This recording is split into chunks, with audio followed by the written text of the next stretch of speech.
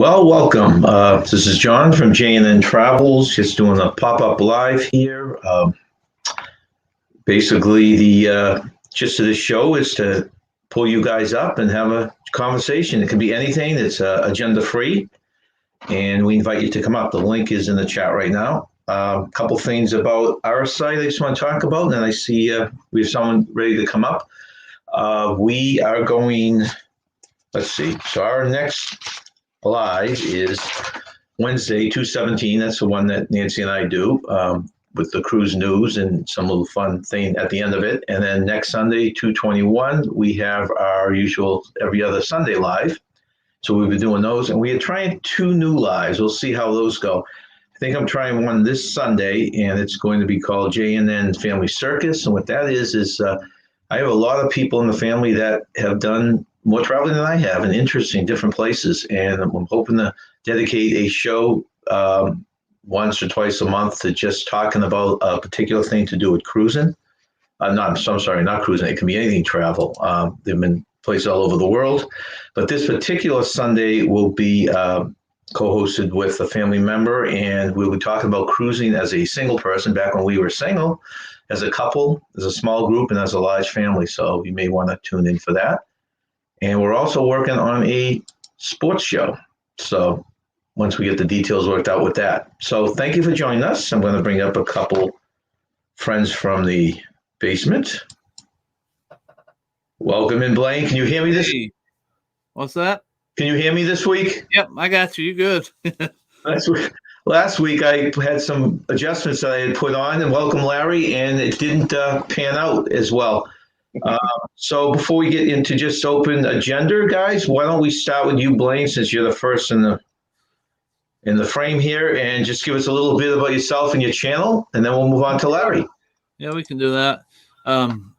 My name is Blaine with Rayleigh Creative Travel, and we have a YouTube channel where we talk about cruises and Disney. We talk about land vacations, RV travels. We go live each week unless otherwise noted. But we go live each week at 8 p.m. Eastern on Mondays, and we'd love to have you. We also have a Facebook group called Rayleigh Creative Travel Tribe, so come on over and check us out. So we have fun posting stuff over there and fun pictures. So that's a little about us. Okay, thank you, Blaine. Larry? Can you hear me, Larry? Oh, thank you. It's frozen.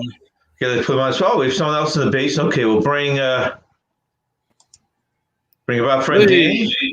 And also I'm going to bring Larry back up again. Okay, I took the backspace on my phone, sorry. That's okay. Thank you for joining us, Danny and Larry. And Larry, you want to talk a little bit about your channel? Yes, so my name's Larry. My channel's name's Plump Travelers. And my channel's about me and my wife, where we want to travel around. We were getting back into the travel world. We would just want to inspire others to get out there and travel. And we're really trying to gear our content towards people that are like struggling with disabilities in their life, but it's not just that. We want to get out there and travel, inspire everybody to travel, but we're just trying to connect with those that are afraid to travel and think they can't get out there and travel and stuff like that. So yeah, the main core thing to my channel is just to inspire others to get out there and travel. Great. Thank you, Larry.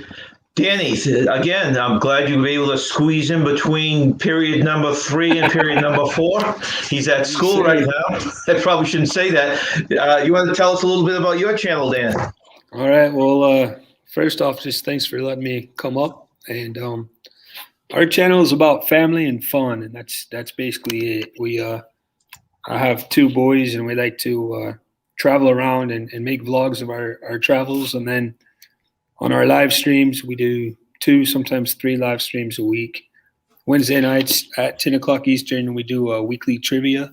And so far this week, I just put the poll out yesterday, and Universal Studios rides is like taking off. I think that's more than likely going to be the category for this coming week. And then Saturday, we have a variety show at 8 o'clock Eastern time, where we started a new segment a couple of weeks back where we talk about 21 things in 2021. And this week, we're going to talk about landmarks in the United States, landmarks that we've been to, landmarks that we feel are important to our country and why. And then, of course, Landon will be back with his Jokes with Landon segment. It's my youngest, who's 7. He tells some pretty decent jokes every week. So that's what we have going on.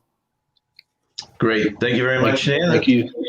I'd like to say a few highs to people in the chat here. We got Juma Brown popping in. Thank you very much for joining us. Daniel Fields.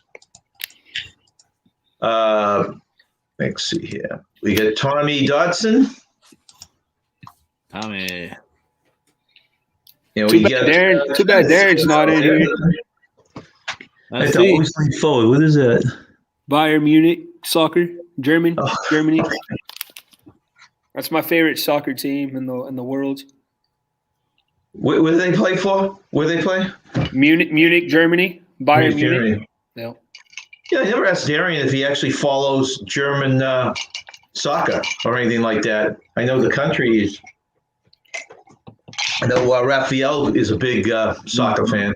I actually bought a scarf, right? That's this exact same pattern at their official shop in Munich when we were there. A scarf, one of the soccer scarves, but the hat I actually found in Yukon at TJ Maxx, and it matches perfectly. Yeah, isn't it funny how that works out? You can pay top dollar at these places, and then you see one just kind of moseying around. Yeah. Welcome in, Tyler. So, guys, open agenda. Do we all watch the Super Bowl? We did. We all watched it together. Yeah. Oh, yes. You know, Dan, it's a funny thing. When over my, I think I told you, I went over my son's house. RS. Sorry. I went over to my son's house to watch the game, and I had it all hooked up on the screen. I was watching your watch party, wanted to go up, but they wouldn't let me. They wanted me to keep quiet, so they wanted to have to wait. But I did watch it with you guys. I appreciate that. And wasn't too happy with the outcome, but We all had a good time except for Amy. I don't think she had too Yeah, I much don't fun. think so either. So yeah, she's a Darian big won, huh? Kansas City fan. And I'm going to bring Mr. Tyler up here, too. Welcome in, Tyler. Hey. What's Hey, that? Tyler. What'd you say, Larry? I said Darian won with John's little poll he had going on there. Oh, yeah, that's right. He Darren beat won? by a little bit because I said 31, and when the score was, what, 39, you said, John? It was it was a total of 40. He had 35 and you had 31. You were actually in second place. Yeah. So, yeah, that was fun. I was next time I'm going to think about that in advance and actually give out a prize and, collect it. But it was so random. I was copying these things down from 3 different lives. I didn't feel it was. Hey, welcome in Adventures Ahead. I wonder what he thinks about Stafford going over to the Rams. He's a He Lions liked it. fan. I actually asked him through I think one of the comments, and he gave a thumbs up for that. So it sounds like he approved of the trade. It actually was a very good trade for Detroit. Yeah. You think so, really? Yeah, I mean, with the draft picks are rebuilding. I think Stafford's a lot better quarterback than Goff is. I know that much. Yeah, but Goff was that's how they got that third pick. It was kind of a tag-along.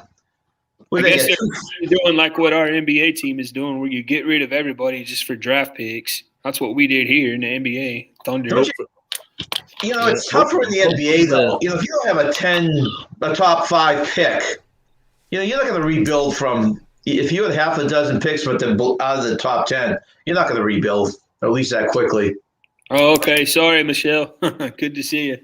You only can rebuild so far. Then you have to use what you've had before. Stop trying to dig into the pile and take what you have and work together. It's a lot different than it used to be, isn't it, Larry?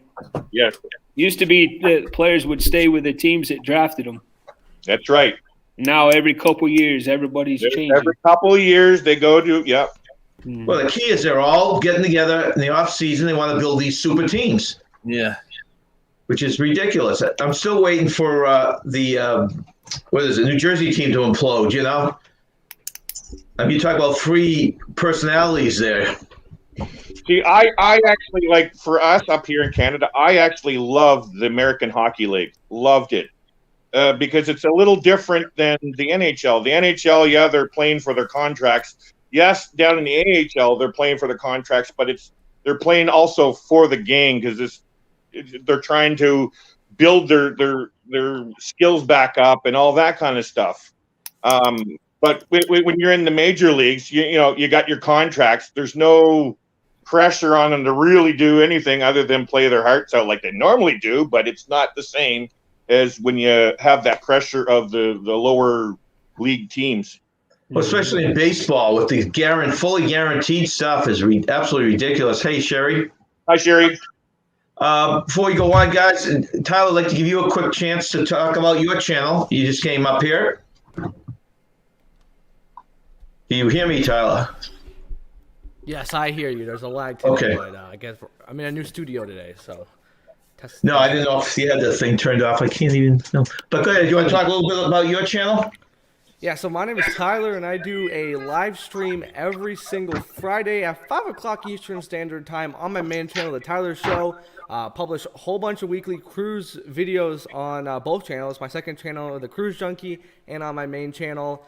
My goal is, again, to basically provide quality cruise news on the Friday show, but I also have a show every other Sunday, I should say, at 2 o'clock Eastern Standard Time, where we talk whatever we want. On this week's show, I have a show this Friday, of course, 5 o'clock. I have a guest on board who's actually lives near a shipbuilding facility. Plus, we're going to be talking about some cruise captains going to jail, plus the whole bridge team is basically going to jail for an accident that happened last year. Jeez. Sounds very interesting. Indeed. And you're always good for, when you come up here, you're always good for a couple little tidbits of breaking news. Got anything for us this morning? Yeah, so again, as I mentioned, that news story with, I believe, MSC on the whole the whole bridge team of the MSC Opera or Operathea going to jail because of that. If you don't remember that video, the MSC ship crashing into the smaller river cruise ship. So that's kind of the breaking cruise news. Wow. Other than that, yesterday, of course, Royal Caribbean did announce that all crew must receive the vaccine. So that includes Royal Caribbean, Celebrity Cruise Line, and Silver Sea. That's the pretty much big news. Plus, we're following a story on Disney Cruise Line. Disney Cruise Line somehow seems like they're trying to basically move their home port of their ships out of Port Canaveral and possibly move ships out of here. Anyway, guys, great. I gotta run. Actually, somehow the computer is breaking, so I'm sorry, guys. But Well, thank you for coming up, Tyler. See you, Tyler. Good to see you, buddy. Hi, Tyler. Okay. Michelle, if that's you. You're welcome to come up, Michelle, too. I never talked to you in person. Okay, He so goes from SpongeBob to Avengers. That's pretty try cool. out which one looks best. You know, I think the lighter backgrounds always look better. Those are cool, John. Yeah. Do you guys know how to bring up, like if one of you were going to show me a picture and you want to put it on a screen, can you put it up on your screen? We can So people share can it. see it? We can share it to you, and we can put it up. But do you have to have then the stream down on your end to share it with me? Like, say I brought you in, like now, I guess. You could share it and give it back to me? I could share something with you, yeah, but you'd have to bring it up onto the screen. Okay, that's what, Larry, you did that when you were wearing the bra last week. Yeah. Yeah, okay. I'm not wearing the bra this week, John, just so you know. Okay. And you know, one person, Larry, just asked me, why was Larry wearing the bra? It's like they're just assuming that's a normal comment. Yeah. Yeah. Thanks for putting me on the spot, John. No. No, another channel that had a contest about Hawaiian. You had to come up with your best Hawaiian photo and stuff like that. And so channel, if you don't want me saying their channel name, Midlife Crazy can get a little crazy sometimes. And so I thought, you know what? I'm going to go a little crazy with my photo. So I created a photo of me wearing coconut bra, and and I won. A 50 Yeah, so I can be crazy like that sometimes. He had to hold it. He had to hold his coconuts in place. Yeah. If you're gonna do that, Larry, you should have at least got some beads or something. That's right. Yeah, I agree, Danny. I want the beads. I can't wait to get my first set of beads. I got to get a set of beads. I got to go down there. Jeez. New Orleans. I've never been to you guys, all of you been to the Mardi Gras? No. No one has? No. We get a king cake every year, though. Since we're Catholic, we do celebrate it, but we've never been to the real thing. Actually, John, I went to Catholic schools my whole life. From kindergarten to 8th grade. Every single Mardi Gras, our school would have like a little Mardi Gras parade where we would make masks and we would build like a float and we'd go around the neighborhood that was around our school, a little Mardi Gras parade of our own. So that's kind of fun. I wanted to ask, if I may, what is the story behind Mardi Gras? I know what happens. I know what happens during the Mardi Gras and the beads and all that kind of thing, but I'm just curious what is the story behind it? What's it? Anyone know? I don't. You want to take it, John? I don't know it. I went to Catholic school for 8 years also, Danny, and we never did that with the Mardi Gras. Okay, so Mardi Gras is French, and the French translation of Mardi Gras is Fat Tuesday. And it is the day, but every single year, Mardi Gras is the day before Ash Wednesday. Ash Wednesday for Catholics and for a lot of other Christians. I grew up Anglican, so yeah, it represents Lent, the beginning of Lent, which is the 40 days that Jesus spent in the desert before his crucifixion. So it's a time of prayer and time of fasting, and stuff like that. So the Mardi Gras or Fat Tuesday is like your last chance to go crazy before all that fasting and prayer. Kind of like when you get married, they have the bachelor party, bachelor party for Lent. Yeah, that's what it is. Okay. Yep. Cool. All right. Whatever floats your boat. Now, I've never been. The show says she would like to go to Mardi Gras. I would like to go. Some of you have sailed out of New Orleans, haven't you? Or have any of you on the cruise? See, I'm probably the closest. I always sell out of Galveston, Texas. I would like to cruise out of New Orleans for the fact that they go through the Mississippi River. I think that would be cool, but I haven't yet.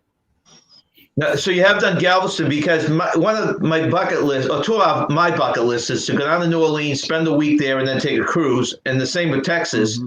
Yeah. Galveston's a nice port, right? It's not big at all. It's fairly small, and because of the oil and everything that's down there, the water is not pretty at all. It's pretty dirty, but it's not a bad place. There's a lot. Like Galveston is a pretty historical place, so it's got a lot of nice things, but it can get expensive as well. So yeah, we're cruising out there in 2023, but I haven't yet. I'm looking forward to it. I was actually looking at a cruise in 2023 out of Galveston, the Mahogany Bay, Cozumel, and Belize. And when that's what we just went on in 2019 on spring break. Was that one? Yeah. Carnival Vista. It was fun. Going out of New Orleans. Carnival Vista. Yeah. So, Blaine, yours is out of New Orleans or Galveston? New Orleans 2023, Vloggers Cruise. Oh, okay. I keep forgetting that one's out of New Orleans. I think it's out of Florida. That's right. That's a huge one. I have to get at least one cruise under my belt before I'll attempt a group cruise. It's a lot of people to meet and everything. Well, we got excited with hearing these group cruises, and the more we thought about it, we thought the same way, Larry. It's like, wow, you're going to be just doing so much socializing. Are you really going to be able to enjoy it and do the little things that you never experienced before? Yeah. Well, for me, like in my case, John, because we've never cruised before, I want to experience what's it like to cruise first, which I am in January 2022. I don't mind going on a group cruise and all that kind of stuff. I'm a social butterfly, but for the first cruise, no, that's a little bit too much. Shell sailed out of New Orleans. She said it's great. I remember watching their videos on that. There was for some reason they were sitting on top of a rooftop getting drunk, and I'm not sure if that was a wise decision. But I remember that video vividly. Welcome in. Someone came in here. Who is it? Brian NASCAR. I see what Dango put there about Mardi Gras. In other countries like Brazil and South America and stuff where they actually have the carnival, that's what it is. But for us, mostly here in the United States, it's pretty much just the day before Ash Wednesday because we don't have like carnival or anything like that. Right. That's his. He says down there it's wiki info. So it's not coming straight from the. Okay, so what did she say? Shell says party before on Bourbon Street and then get on the ship. Hey, that's cool. Watson's that went out of there not all that impressed. So he didn't care for that port either. I guess they're doing millions of dollars of renovation out of Galveston, right? That's what Tyler just said. They're adding a third terminal. Like they've only had two terminals ever. I guess they're adding a third one, so that'd be kind of cool. Welcome to Ashley's World, Danny. She's saying hi to you. Hey, Ashley. I'm getting very excited because we're under a year now for our cruise. So, Okay. And it's in 2022, so that's a good sign because you're hearing all the negative talk about 2021. No offense to anybody in their cruises, but ours is coming up 2022, and I can't wait. I'm a month away from our cruise. Are you really? Oh wait, nope. Actually, Danny, I got you beat. Unpack, Danny. Danny, I'm supposed to be cruising on the 27th. So real quick, I just see where I don't know if anyone's seen this or not, but Carnival just came out with a thing earlier. Said today we're providing you and your book clients with some options for booking on the following departure. So I guess 8-day itineraries are through October 31st, and then 10 to 14 day itineraries, Carnival Sensation. So I guess basically it's talking about no longer than 7 days on voyages that embark through October 31st. So they're just kind of letting you know about some changes that they've got. They're letting people make changes. Say this again. This sounds okay. Hang on, so I'm just now reading it, so I gotta get my. This just came across the about 2 hours ago. So let me see here. I'm reading it. Y'all keep on going. When I get to it, I'll read it a little bit more. I'm doing some research now. Let's see. I'm booked for 2 8-day cruises, so hopefully that doesn't affect me. Well, supposedly this year you can't go over 7 days, which who knows if they're going to cruise. I knew, but I'm wondering if this information that he's talking about is going into 2022. Right. That's not it. I'm still hoping something opens up at the end of this year. It's the fall, late fall, or something like that would be nice. He said it's through October so far, Larry, of this year. Yeah, October 31st. It looks. They might extend it. You never know. No, yeah, that's right. That's why that's one of the reasons why our 2 got canceled, because we were on an 8-day and then an 11-day, and they're both whacked. So now the 11 was your Alaska cruise, right? Alaska, yeah. That's a nice amount of time for Alaska. I always look at the Alaska cruise, and 7 days just seems way too short. We were actually going to cruise out of San Francisco to Alaska. Oh, you were going on the long cruise to Alaska. I shared the screen down there. I'll read it from word. I'll read the word for word when it comes up on the screen there, John. If you want to bring it up. I won't be able to read. I'm on the cell phone. So, Danny, how many added stops did you get, or is that more sea days? What's that? How many added stops did you get for the for an 11-day cruise to Alaska? Did you get more Alaskan ports, or was it just more sea days? I think there would have been a total of 4, and I know we were going to stop over in Canada. It was on there as well. It hasn't come up yet, Blaine. Victoria, I think it was a port that we were going to stop at. But yeah, Victoria and Vancouver and Nanaimo. I don't not so much Nanaimo, but Victoria and Vancouver are the 2 main ports that stop on. I've been to Vancouver. The first time I went to Alaska, that's where we flew home from. Was from Vancouver. but I hadn't been to Victoria, but that was where we were supposed to have gone. And then Okay, I see it now, boy. Glacier Bay. Glacier Bay, you don't get off the ship. You just kind of cruise through it. Uh, Now, as it says, we have been looking into a solution to comply with the U.S. Centers for Disease CDC conditional sell offer, which limits cruises from the U.S. to no longer than 7 days on voyages that embark through October 31st. As you know, the return date for cruise operations in the U.S. is still not determined.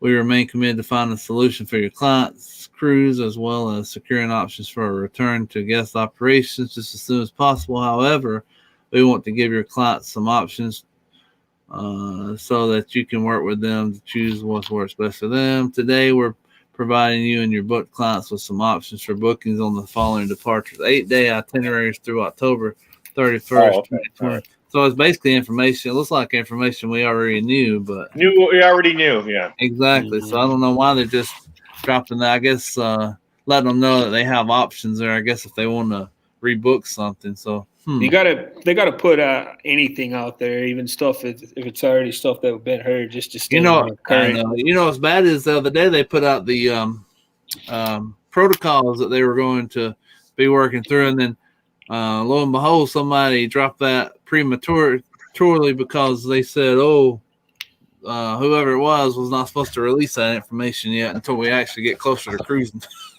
Did you hear there's a lot of conspiracy theories about that, though? I heard a lot of stuff that they thought they did it to get the reaction of people.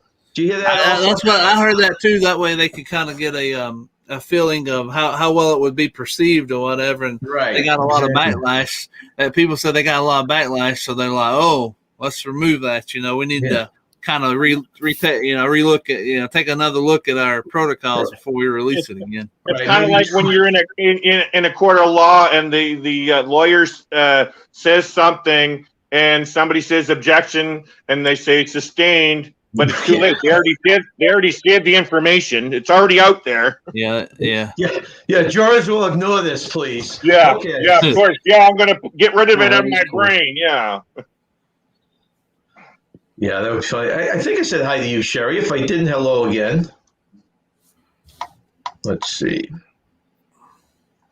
Yeah, I know a lot of stuff. That's why you look daily just to see if there's something new out there.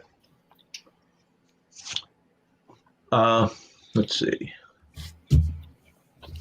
So Danny has 2 cruises that are going to be canceled.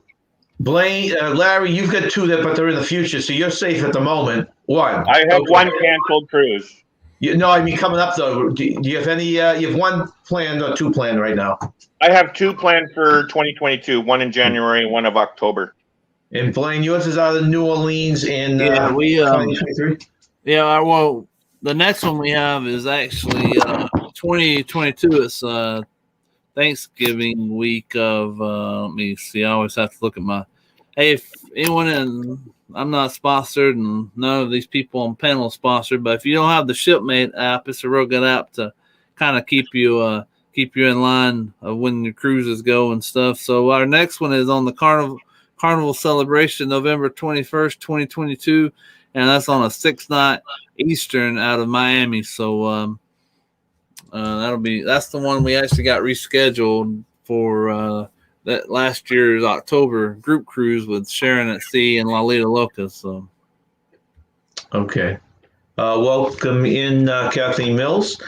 Have any of you guys sailed out of Miami or Fort Lauderdale? I've sailed out of Miami on the Horizon back in 2018. So, now they did a major overhaul. Was that after 2018, or is that before you went down? I think that was.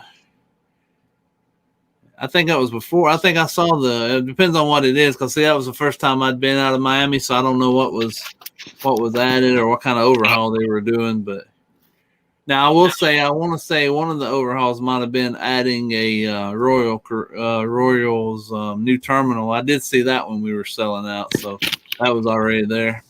Okay. Michelle said she's been out of both. Now they drive. I don't know if they're flying now, but they used to drive down from Upper Michigan. I think it was, right. I think so. That's a long drive. Yeah, because we used to drive from New Hampshire down to Orlando to Disney World every other year when the kids were younger, and this is even further, obviously. And I think they're about the same distance up in Michigan as we are up in New Hampshire, towards New Hampshire. So, Danny, how long did it take you? You drove across to Disney World, and it took you quite a while, right? About 20 hours. If we were to drive straight through, it would have been about 20 hours. That's actually what we're doing, John, on spring break. Instead of going to the cruise, we're going back down to Disney, but this time we're flying. Oh, nice. We got a little nervous when we saw the news about that earlier this week, but I don't think it's going to go through. So I don't think we'll either. I think we'll be all right. That's where you got that really good deal on flights, right, Danny? Yeah, my wife did. She got we're flying out of Dallas Love Field. It's like the home of Southwest Airlines. And we got a flight on Southwest round trip. She got it for under, I think she said she got it for around $350 for all four of us. Holy cow.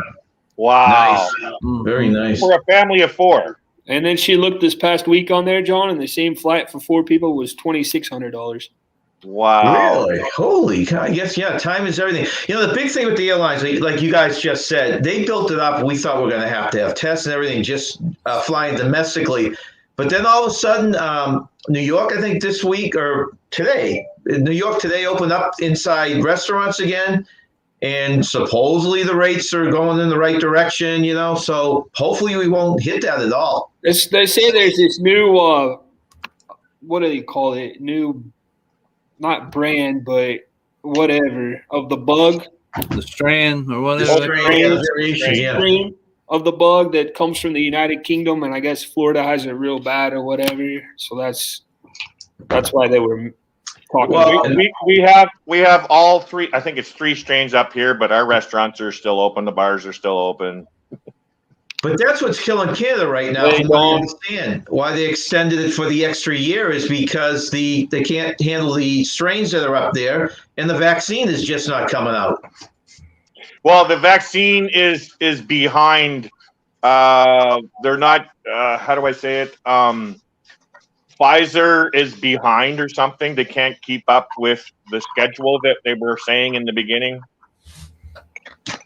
Yeah, but the prime minister is arguing that we're still going to be on time. Like we're going in phases and like through age groups. So to give you an idea, I'm 50, and so I'm not going to be vaccinated until July. Yeah, but they're saying like a certain percentage of the country should be vaccinated by September. Did you get it, John? Did you get the shot? I have not gotten it. No, Nancy did because she works in a nursing home. Yeah, I have not gotten it yet. I am waiting. My mom got going with both rounds, and they didn't have any like effects or anything at all. They just said they felt a little tired, and that was it. So they're Danny, wasn't it down there that the teachers union was fighting for you guys to get the vaccinating quickly as well? Yeah. We're supposed to get our first round by the end of this month, so we'll see what happens. Hopefully that would be great. The governor moved us up to the tier 2 or whatever. Yeah. All teachers, he basically considered them almost like frontline. We kind of are in a sense. I mean, we're not doctors or nurses or anything, but we're around people all day, every day. You're out there every day around people. Education is very important, and all this teaching from home. I mean, it's easy for us as teachers, but if it was up to me, at first I think I would have liked teaching from home better, but now I see that I do. As far as my method of teaching, I do better in person. Yeah, that makes sense.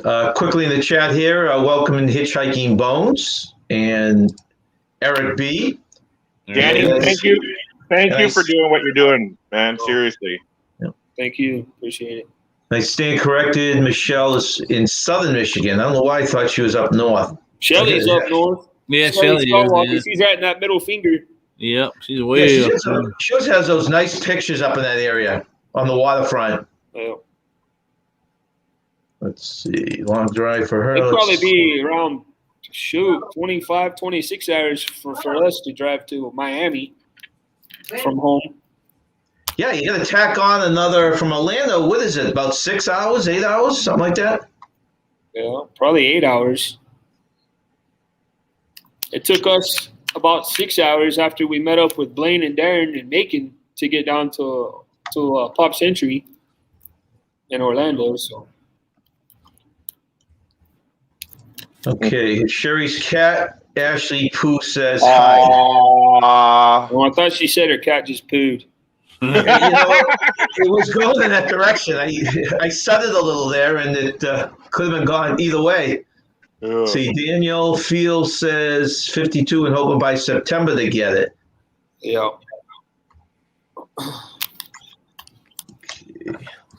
Everybody's affected differently by that. I know that for a fact. My wife and my son had no problems with the first shot. The second one, they were just exhausted the next day. Yeah. You know, they both had work the next day. So that was it, though. They just felt tired, like no allergic or anything like that. Just my son, who's only 25, had stomach issues and all that. He had a lot worse. So I know somebody just got their second one, and they had it's kind of mild symptom on the mild side, but flu-like symptoms. You know, it wasn't too severe, but they did have flu-like symptoms on the second one. Which they said, they informed them, the second one would be worse than the first one. If you get any of the symptoms, it's going to be the second dose. And that's what seems like is happening to people. I do hear a trend where they get just very exhausted the next day. And then there's other things like Danny's saying, a lot more side effects, but less people seem to get them. Yeah. Well, I'm used to being tired, so I think I'll be all right. Same here. Now, when's your next class, Danny? About 5 minutes. No, is it really? Yeah. How was the test for Canada? That's when the dinosaur shows up. I don't know. I'll have to look and see.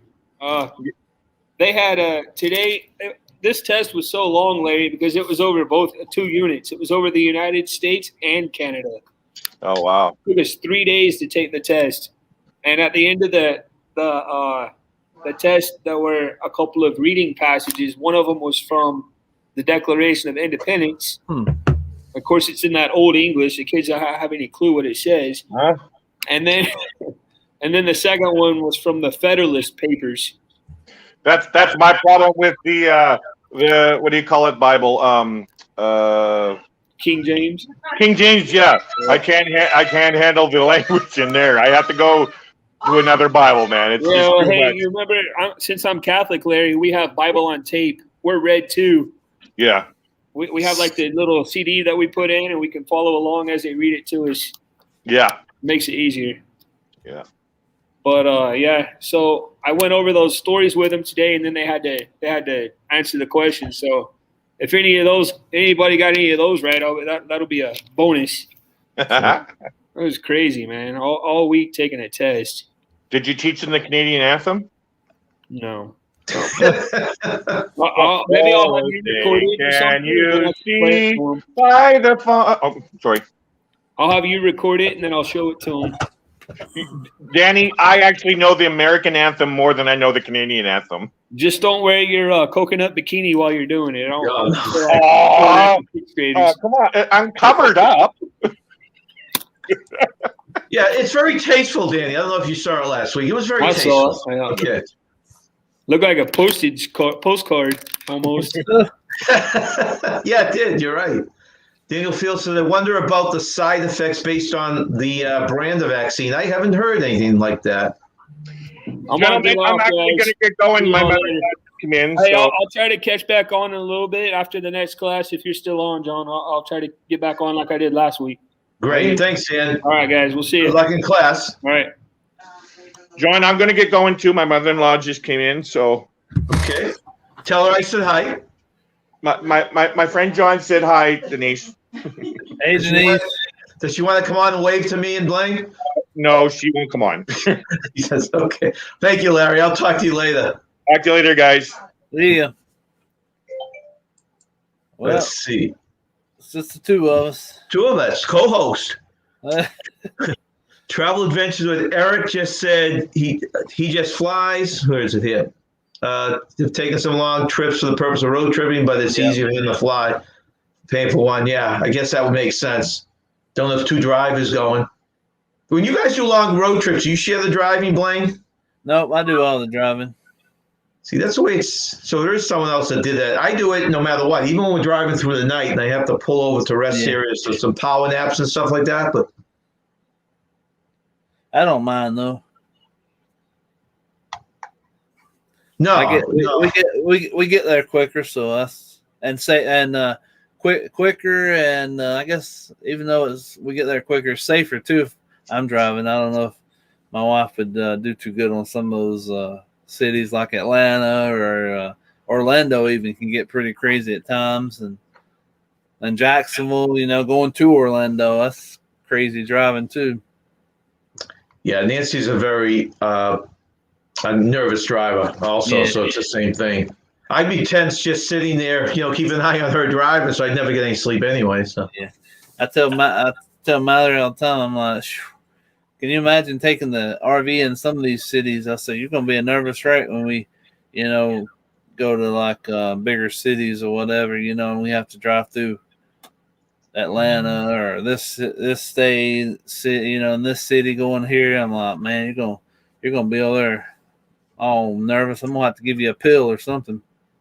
yeah, you're right. And if she gets nervous, you're going to get nervous, so it's not going to work out. I know it, and our camper, our RV is basically 45 feet plus our truck, so we're almost just as big as one of the 18 wheelers going down the road. So, can she drive it like short distances or just uncomfortable in general? That's a big rig.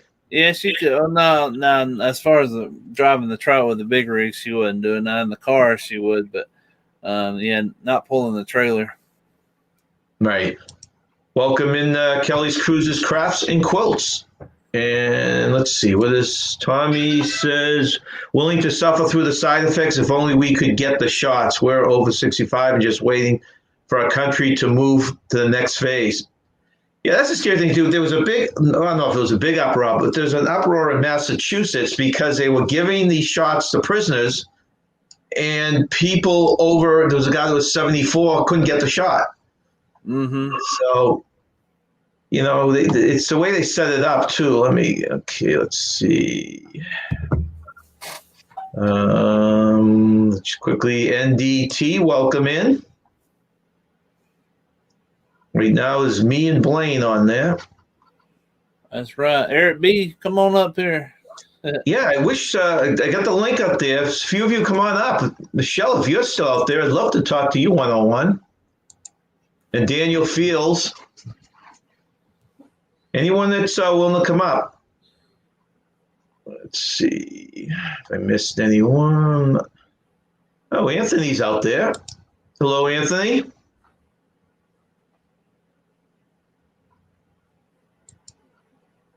Thank you, Jeffrey. Our Rhode Island neighbor. Let's see. Okay.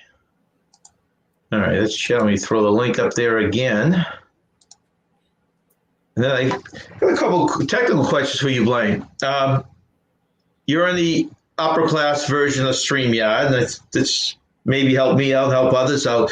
Do you find the features are so much better in the secondary level than the? Well, here's the thing: is I'm sure they are once you start looking into the back end of stuff, but I don't really. I need to, since I do pay for the StreamYard, it's the $25 a month or whatever. I need to start probably using it a little bit more than I do to get the features and whatnot.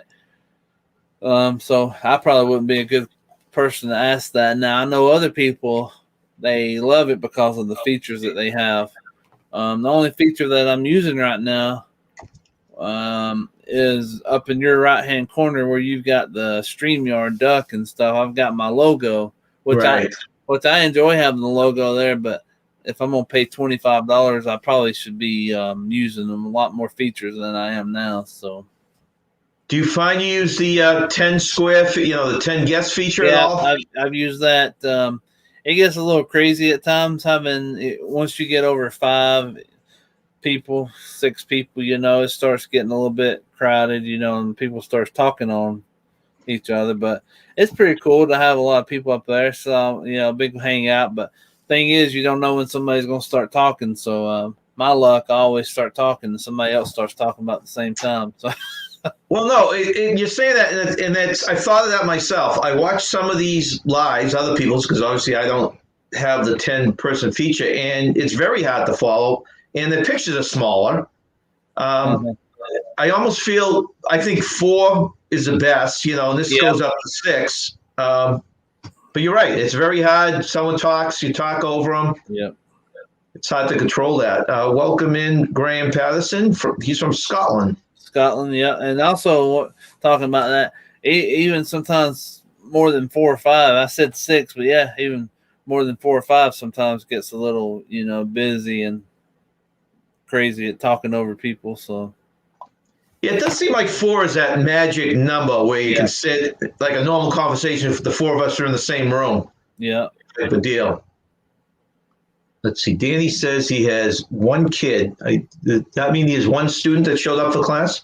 yeah, 1 student. They must all decide. Yeah, everyone else stayed home due to the bad weather. What kind of weather? I was thinking they were doing all remote stuff. So, well, actually, maybe starting next week. This weekend, they're supposed to get a lot of snow and stuff. I've seen where, you're talking 15, 20 inches in a lot of places there in the state. See, I didn't realize that. We're on the East Coast, of course, and he's closer to the West Coast, Oklahoma. And I didn't realize they were getting hit that hard, but I guess they are. Yep. I think Sunday, actually, they're supposed to be getting a lot of their weather. So right on Valentine's Day. Yeah, I know. You doing anything special for Valentine's Day? No, I tell people all the time. I say, hey, I celebrate Valentine's. If you're married and you love someone, it should be all the time, not just on one day of the year, So you need to have that commercialism in the U.S. stuff. Yeah, plus all the chocolate people buy and all the flowers that people buy just to go dead in 3 or 4 days. I used to get, in the early days, I used to get roses, and roses are the worst. I did too. Yeah, but those are the worst. Those seem to die within 2 or 3 days. Yeah, it's one of those things when you're younger, like for me, you're young, you're young and dumb, I guess, back in school or something. You think you're in love or whatever, you got a girlfriend or whatever, you want to impress her with roses or something, and they die in like 3 days, but back then you're just trying to impress someone, I guess. I guess, and it's funny, you get the mixed cut flowers now, and they'll last a good 2 weeks at least. So, yep.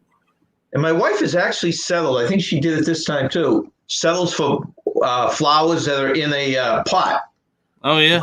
So that when the winter's over, she can put them in the ground. Yeah, exactly. So that's always a nice way to do it. Yep, I've seen people used to do that in Alabama. I noticed they'll do that same thing, and that was pretty smart, So.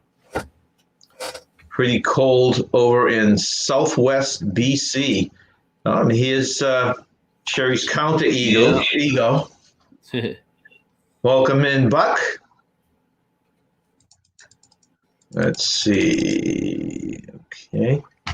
One thing I want to bring up here, I ran this at a live on Wednesday, and someone told me they wanted me to bring it up on this. So let me see how easy it would be to pop this up. And this was I don't know if you saw this or not, Blaine. Where is it? Okay. Yeah. Oops, I hear a beep here. Someone down there. Oh, we got Kenneth down there. Board man here. Okay, does this work in? Hold on 1 second here. See if I can find this. I'm probably going to screw something up. If somehow I cut you off, make sure you come back. Let's see. That was 210. Yeah. Okay. Let's see if this works. Can you hear the music on that plane? Yep. Okay. This is a new feature in StreamYard. And this was a Wisconsin woman who got into a unicorn outfit and went out and did a snowplow just to make people happy.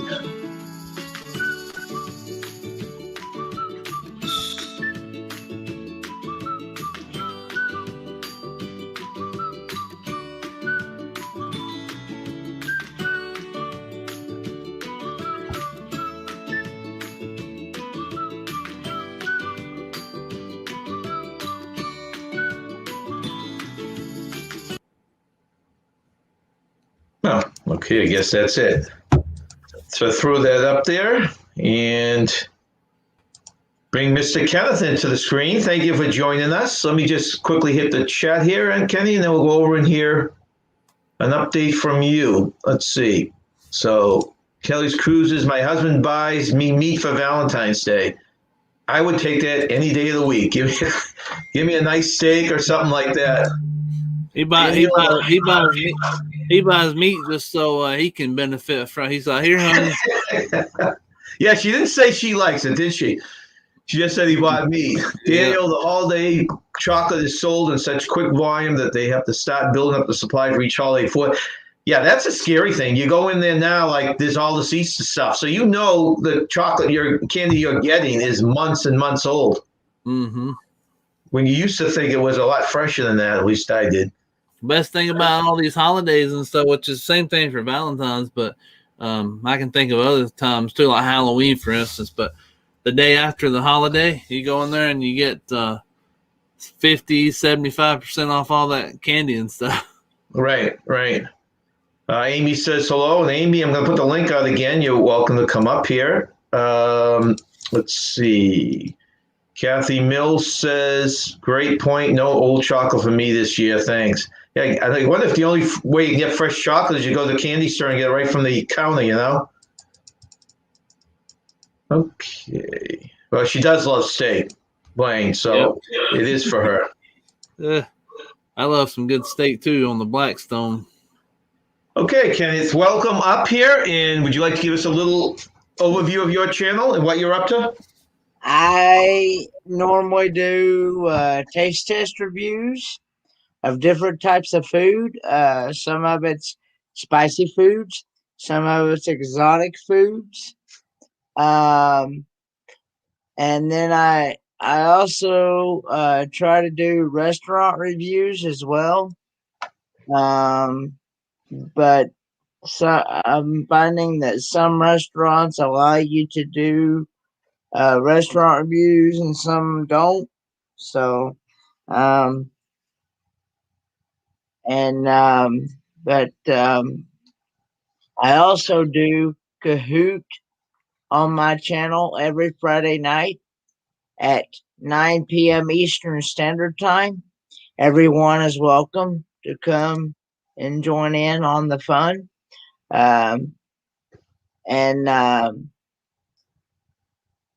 Different categories vary each week. This week's categories is 80s night general trivia, types of cheeses, and mine just went blank.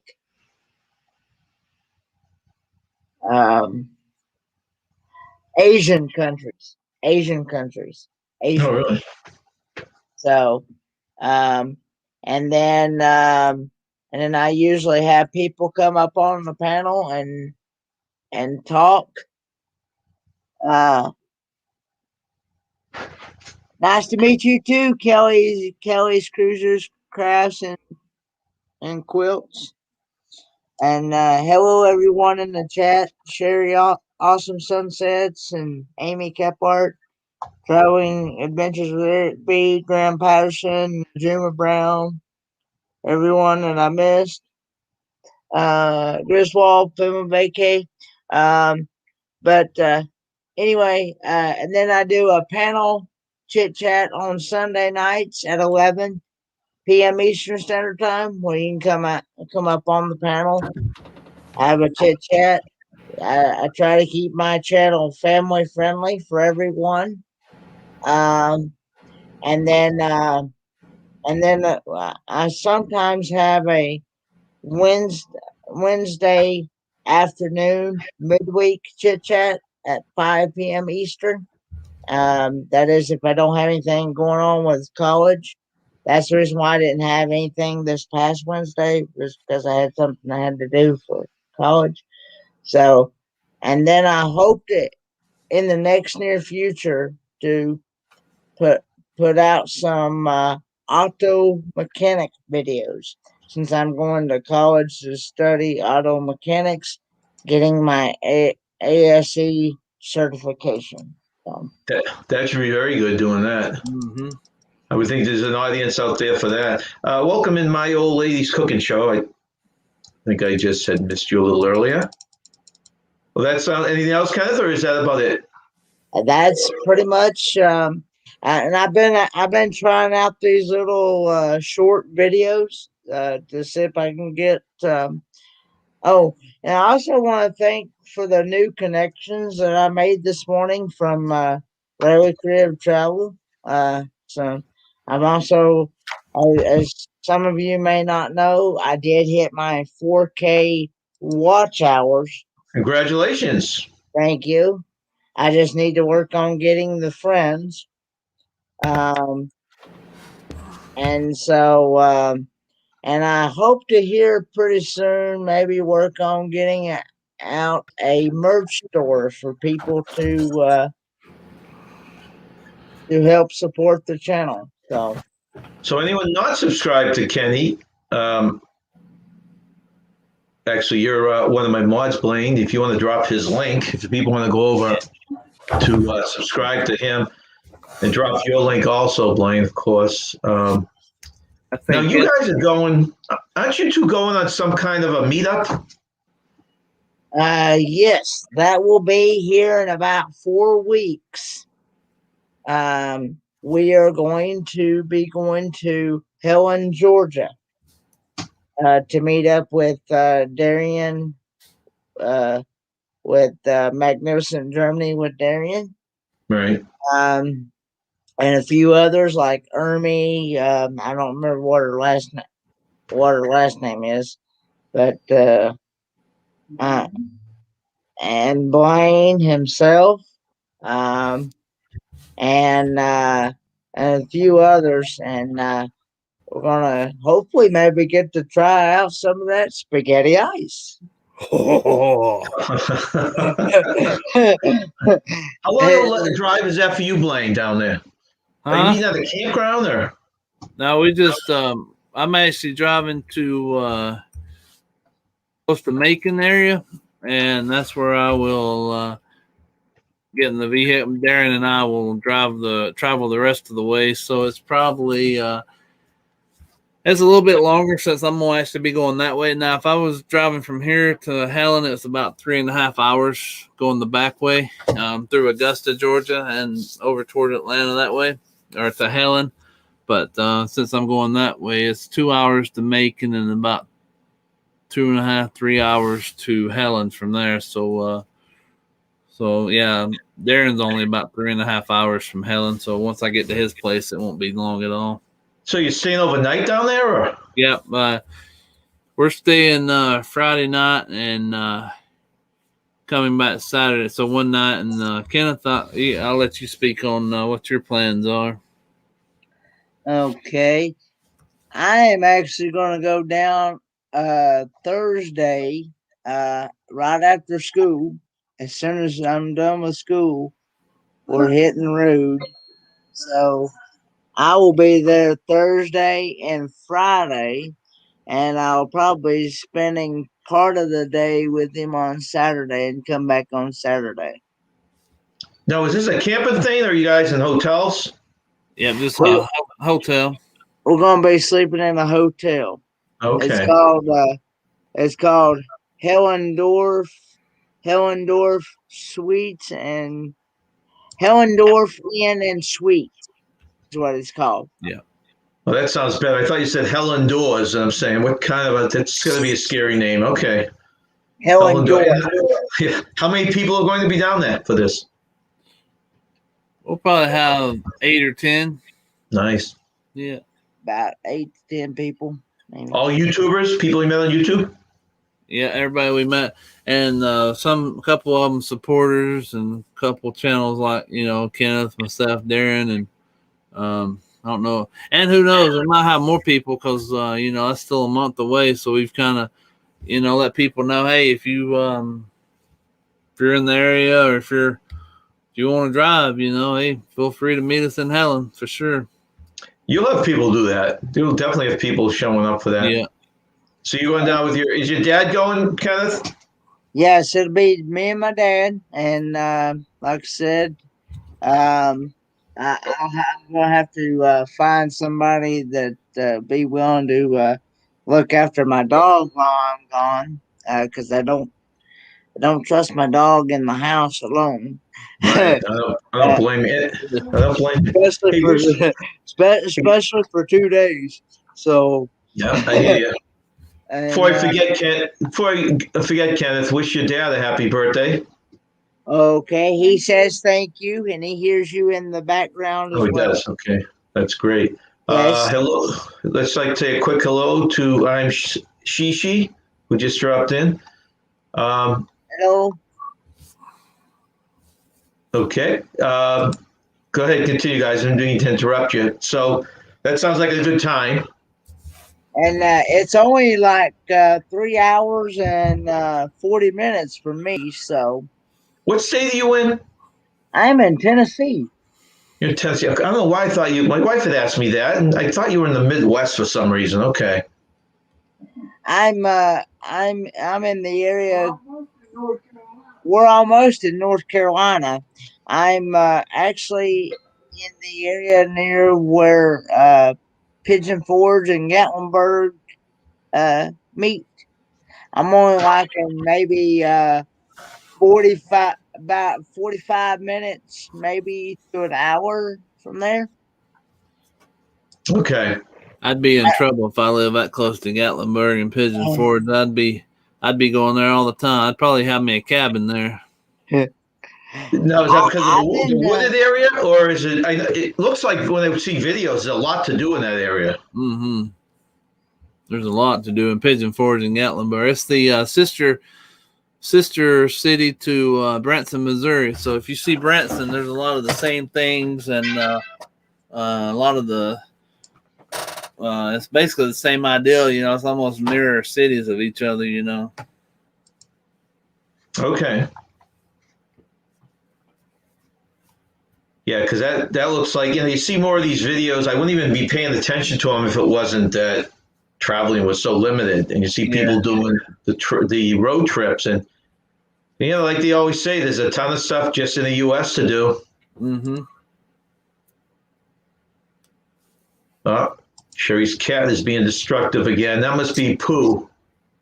Yeah, Pooh. Got some mashy Pooh.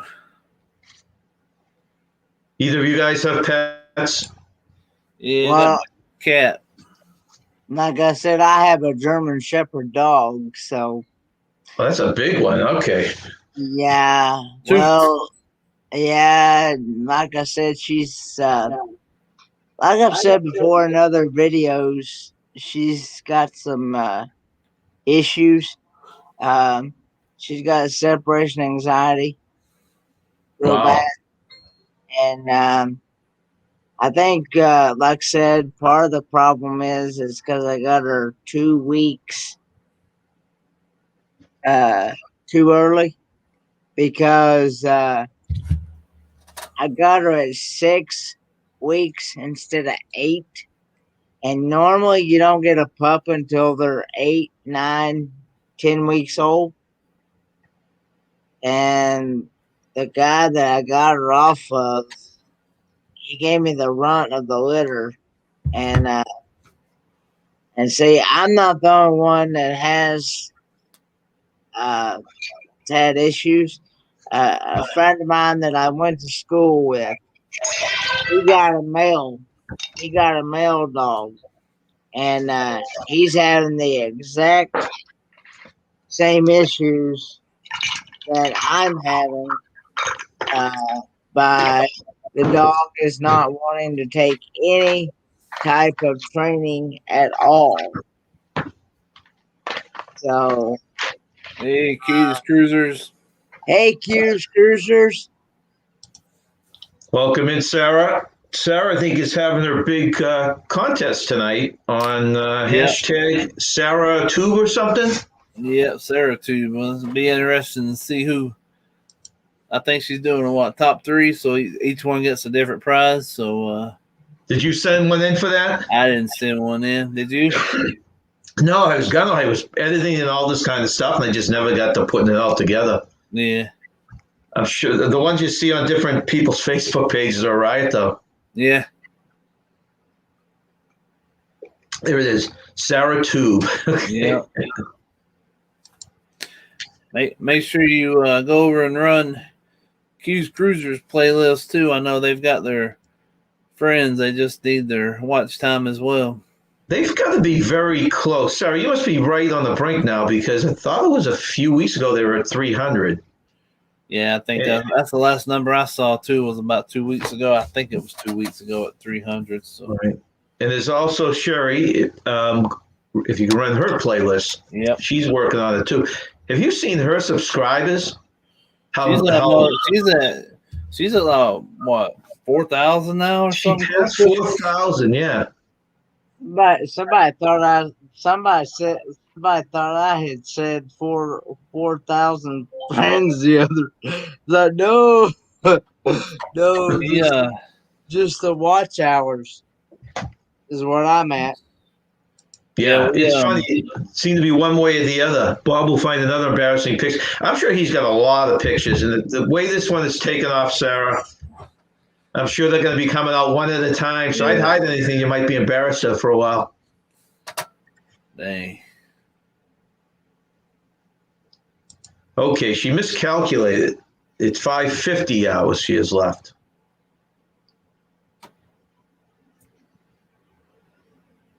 I'm actually thinking about going through, instead of going through YouTube, I'm actually thinking about going through PayPal, because YouTube takes like 30% Right. of so somebody sends you, because see, what I want to do is that I want to take the money that I get from my friends, I want to take and help pay for like the streaming service that I use, and help and help with some other equipment I may need for when I'm doing vlogs and stuff. So I want to take and use it for that. Well, that's the thing. If you're not a huge channel, right? You know, these real mega channels are paying a lot of their bills, but I would imagine most of the money for the smaller channels, being, you know, the handful of thousands there, are putting the money back into their channel, either for prizes or equipment or stuff like that. That's what I do. Yeah. How would you not do that? Like, you know, let me look at my date here before I give the wrong date. The 22nd, I will be announcing our 1,000 subscriber giveaway. I'm doing a $100 Amazon e-gift card, and all the super chats and stuff that help pay for that giveaway. Plus, I've actually it should be in today. I won't say what it is, but I've got some new equipment coming in and stuff for us to use, so that helps pay for that. So, well, let me ask you, both of you, do you use, when you're doing the live like we're doing right now, what do you use? Do you have a separate camera that you use, or are you just using the camera right on the laptop? Yeah, I've got a separate camera I'm using. I just use the camera on the laptop. Yeah, that's what, and that's what I use. At some point, I'd love to have it hooked up where someone did a video and a way of hooking your iPhone up to it, so you can use that as your camera. So I did that last week, and that was a problem. Remember, we came up and we had 4 minutes of where you couldn't hear me. They might not be able to see. Let's see. There's my monitor I use right there.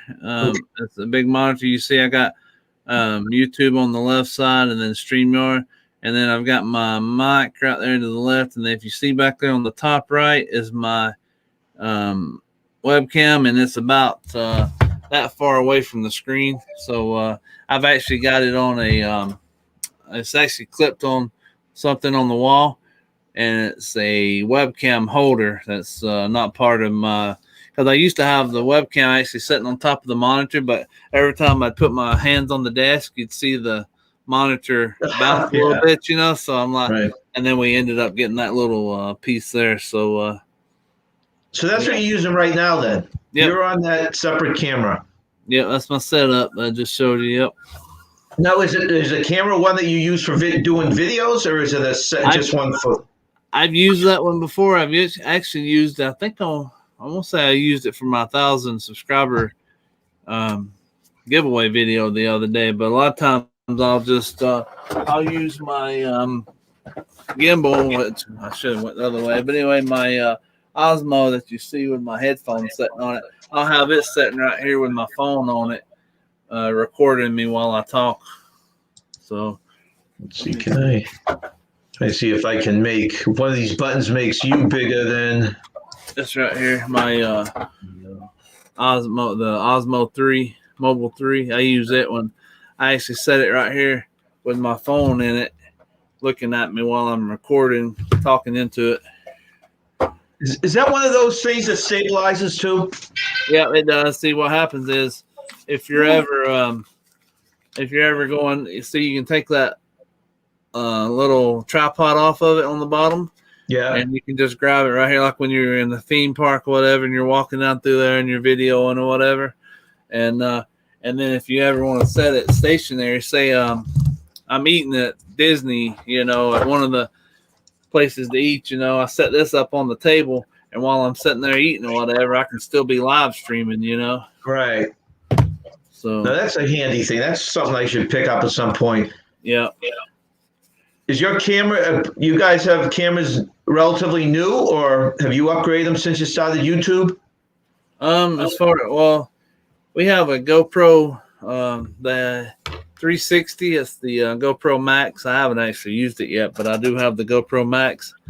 But most of the time, it's our camera. It is on our phone. So that's all I have right now, pretty much. I have I guess you'd call it point and shoot camera, and that's all I've been using for the last 5 years. I've got to upgrade. My phone's a work phone, so I can't necessarily use it for this stuff, unfortunately. And this is this phone's a 7 Plus, but not much longer. Maybe about 3 more days. That phone will be sitting on the side somewhere. Oh, you got a new one coming in? Yeah, it's the 12 Pro or whatever it is, iPhone 12. The new one, Pro Max or something. I forget the name of it. So. Oh, okay. So that's the more current iPhone. That's got also. They gear a lot more to photography on those now too, don't they? Yeah, different lenses. It's good. Well, here's the thing: if you my wife's not over here, I'd show you the difference in her phone and my phone. But it only has, you see the camera lens right there. Well, her phone's the 11, and it has two these little things here, the little glass thing. There's 2 more sitting right here, so it's a better camera quality, So, and the reason why these are so good nowadays to film out of is these iPhones you're shooting out of 4K quality, you're getting right high quality now. So that's pretty good. Yeah, that's the whole thing, though. At what point do you upgrade? Then you see these people going on, say, cruises. They've got a bag just littered with all different kind of cameras and all that kind of stuff. That reminds me of Klakowski and them. They have a whole backpack or a whole suitcase full of camera gear. Yeah. And I know other vloggers have gone on, and they get all sorts of people are just going through their bags because it looks like the makings for a bomb or something else, Yeah, I know. And it's got to be frustrating because a lot of that stuff you have to take with you. You have to keep it with you because of the lithium batteries and different things. They won't let that be stowed in the cargo, so you got to take it with you. And it's like, wow, that'd be a hassle just to have a suitcase full of camera equipment with you, So we've been flown for years. I never thought of that aspect. You're right. The stuff that they now prohibit on an airplane, you got to make sure you have that on a carry-on bag or something. Well, when we went to Montana for Christmas, we got, that's what our gift was to each other, was our drone. And so I actually had the it comes, well, it's right here beside me actually. It's a little. This was my carry-on bag. Let's see here. Let me get it here. Blaine, what color is your new phone that's coming in? It's the graphite gray color, so it's a graphite silverish color. This is Amy my.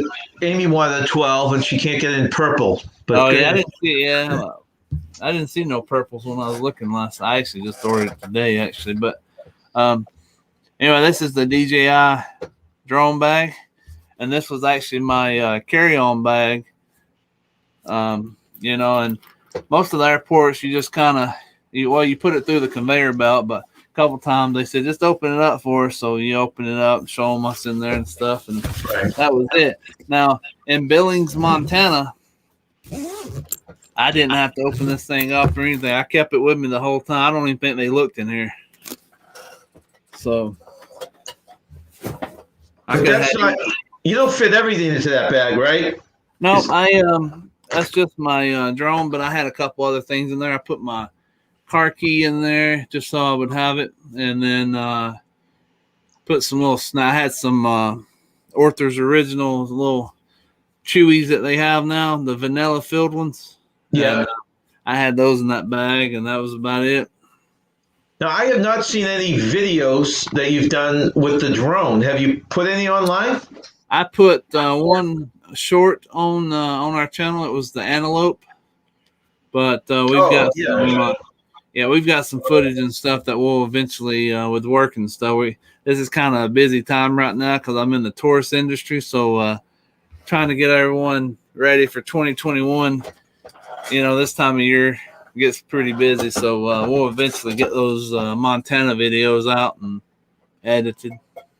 You said you're in the tourist industry. Are you talking about the TA job, or do you have you and some other? Just we have a magazine company that let's see, we have 2 magazines and we have seven websites that we our company. I don't own it or anything. I work for it, but that our company manages and all that. So I'm a account executive for that company. So I do a lot of the advertising.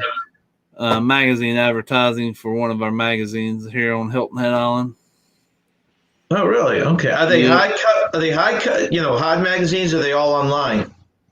We have them online, but they're also in about 350 locations in this area. So I don't know if I have one. I probably got one somewhere beside me.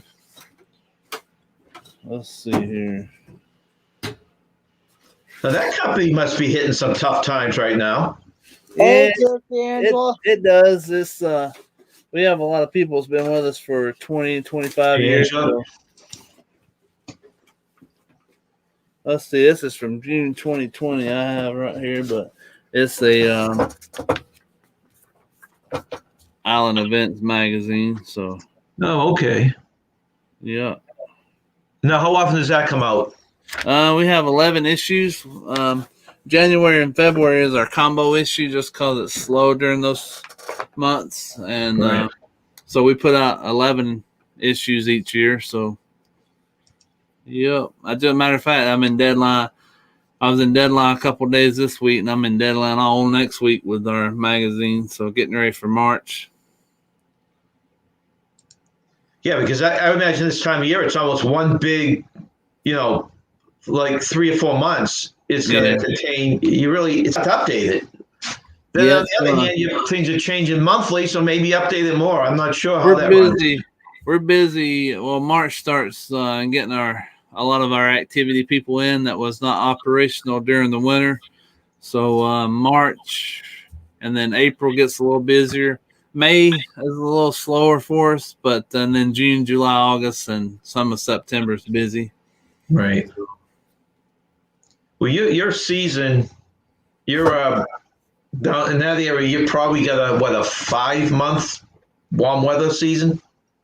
Yeah, probably. I mean, let's see, April. Sometimes it can be cold in April. I've been to Easter services in April where, it's still cold. I've had long sleeves on, and Sometimes I've been wearing shorts. It just depends. But I would say most of April and then May, June, July, August, September.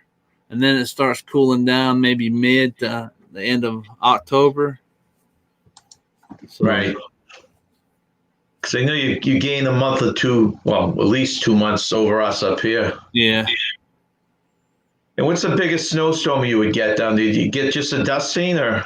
Nah, since I've been here, we've only maybe got snow twice, but it's just a little dusting. Now upstate a little bit further inland and stuff, like Columbia, and then the rest of the state, they get snow every once in a while, but it's usually just a dusting.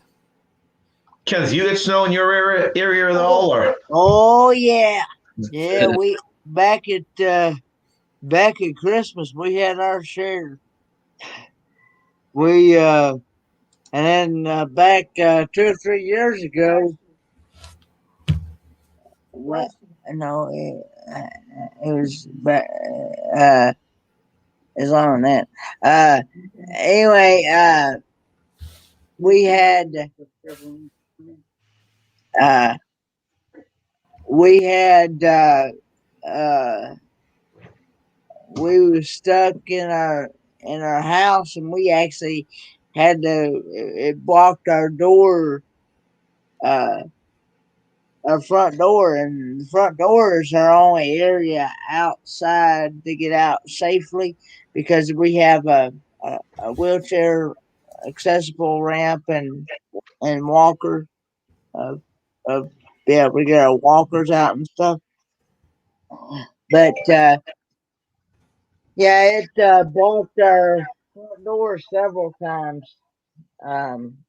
Where the snow would, and it actually caved in our dog pen, our 10 by 10 geez. by 8 dog pen.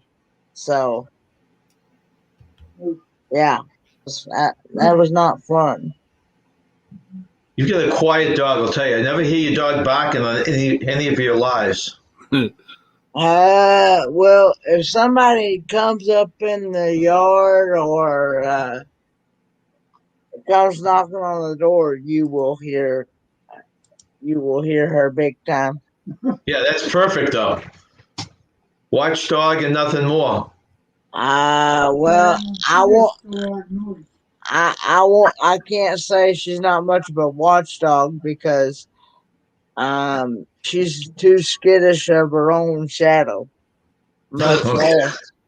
She's too skittish of a leaf, broom, mop, vacuum cleaner, flies, anything, anything. It doesn't matter what it is.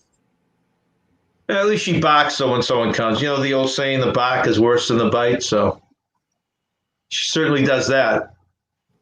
Welcome to Journey Waits. And when she gets started, then they ain't no getting her quiet. Yeah. Let's see. And your cat? I never see your cat, Blaine. Yeah, every once in a while, which I haven't seen Rachel in a while. Hopefully she's good. Rachel used to always come in the chat and say, I need to see the cat. So I'd show him every once in a while. But yeah, I haven't seen Rachel lately. You know, that's a good point. I haven't even gotten any of her, bell warnings of anything recently either. Yeah, Have to pop over there. I know. Isn't it funny how you get into that kind of a niche with people, or niche as some people want to say, but you get you see them if they're putting stuff up at a less of a pace, or if they're not putting anything up at all, you just feel like something happened. I know you don't see them as often. You're like, hey, where's so and so been? I haven't seen them in a chat lately. Right. Yeah, that's the other thing. Just a chat, there's familiar faces, and you just really wonder. Sarah, well, we got a bunch out there. I would hook up my phone again, like we were talking earlier, and show you the outside. But last time I did that, we went silent for 4 minutes. So, but we got a lot out there. You guys, do you get as much as us? You're in upper state, so I would think that you're getting just as much as we are. I don't know. The other day, somebody asked, and some of the state had a lot of snow, and she's like, "No, we didn't get any here." So Really? Okay. that would be interesting. I had somebody. I don't know if you know. I actually went live today, when I did my live today. I went live with Facebook as well. You know, as part of this through StreamYard and stuff on Facebook, Right. and I couldn't see who it was because sometimes the names won't show up, but I hadn't heard from him lately, and I feel bad because I don't get to go there. But Kevin with Cruising with Wheels, and they were over there on the live through Facebook, so that was pretty cool. And I mentioned that because they're in the upper state of up there, I guess, close to Albany, somewhere up that way. They're right near Albany. Yes. So I'm trying to get the name of the town there. they're not they're not in Ithaca, are they? No, that doesn't ring a bell. If you said it, I'd probably I can't recognize. remember either. But it is that area. You're right. Yeah, they or the Facebook guy. When I was watching your live this morning, I saw it popping up saying Facebook user. user. Yeah, and it's like, and I noticed on someone else's live, it did the same thing. Yeah, and what you do is you have to. There's a link you actually click. You click on that link, and it'll actually let you. Because Kenneth did it. His name showed up as Kenneth Oaks, so you click it, and it'll actually let you. But if you don't, That's it'll why I say go Facebook by on user. that. Mm-hmm. So Will it give you a default name like the account name, or can you put anything in like you can with StreamYard? I think you have to use the what your Facebook account's linked to, which usually everyone's name. So right. Yeah, I was wondering how they do that. If that's something that you have to do as a person run the live, or if the person participating has the option of doing that. But so how did you do that? Because is that a separate? I know what you're talking about. When you enter StreamYard, it gives you the option of YouTube, and you can add Facebook to it. my wife set that up. That's the first time we've done it. So when I was getting ready this morning, she said, "I'm gonna set up StreamYard through and let's try the Facebook." I said, "Okay." And so while I was getting ready this morning, she actually did the. But I think you just click on it, and it's I'm gonna knock that table over. you set up when you get to the part and it says Facebook. I won't say you just click on it and add it. I'm not sure. That's a good question. Yeah, I think it's something like that. Yeah, I'm just wondering how that goes out. I've never done it. Mm-hmm. I don't know. I think it was a glitch on my side because at one time I saw 3 or 4 people over there on the right say hey through Facebook, but I could actually see up at the top of the screen where you're, John, you can see how many people it says is watching through StreamYard or on the YouTube side right now.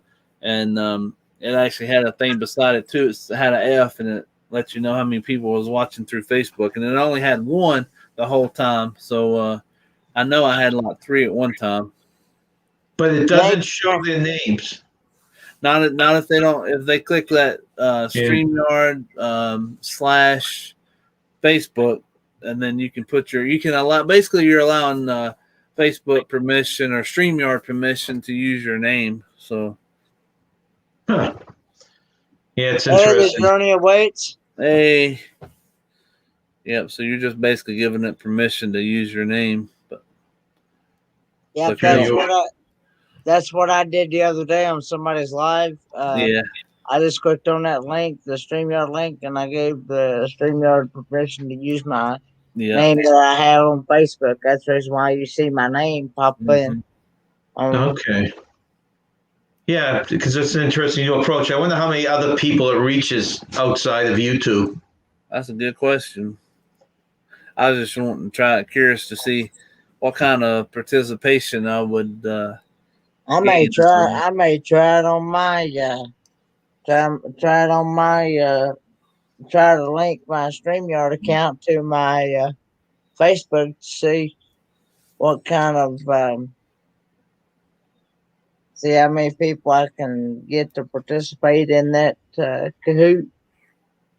Because I'm trying to think if I get usually if someone puts a message in Facebook, you get an email.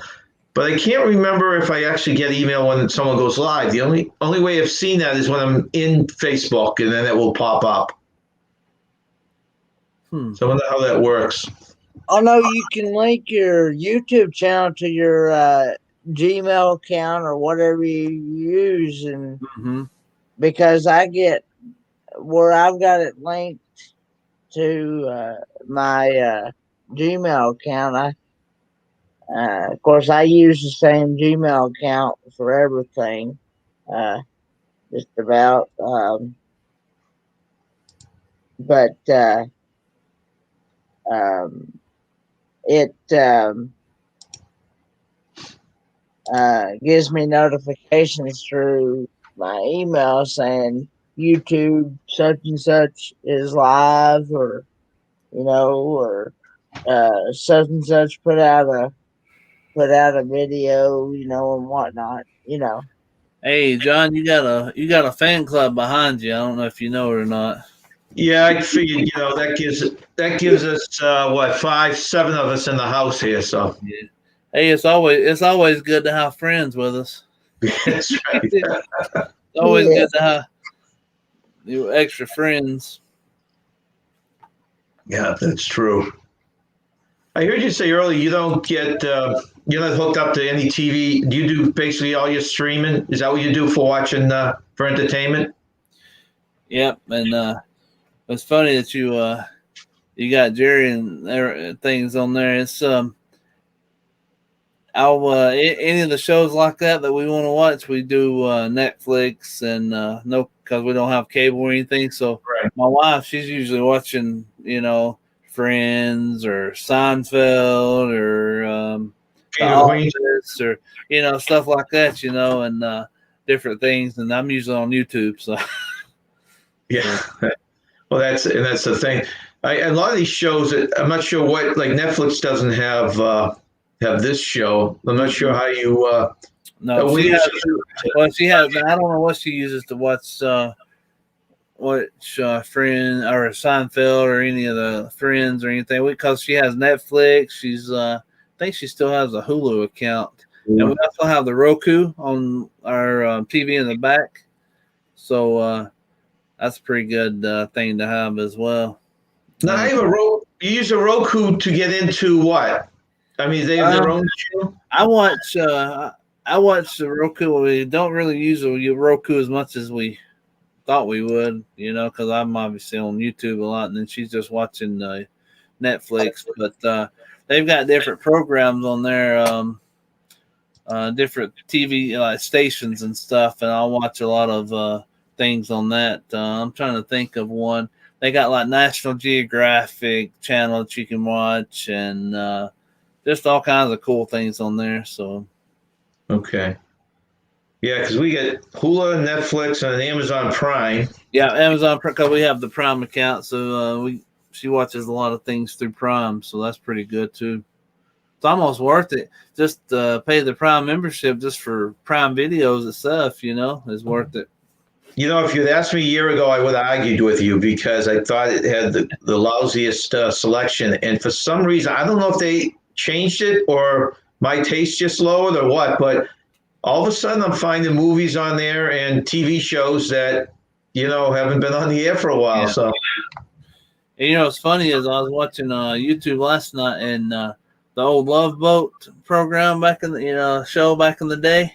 right. They had the cast on there, and they were reminiscing about the old times and where they've been, and talking about the show, and they had just about the original cast on there. So Yeah, because there's some anniversary going on with that because I saw that on some other news item. I wondered what it was for, because let me see. Yeah, it must be because I was wondering why, but that makes sense, I guess.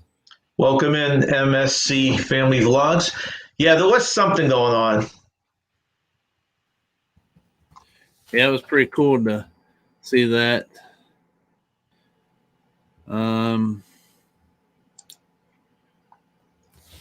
Dan, it's not a portrait. There's 5 of us are actually sitting here.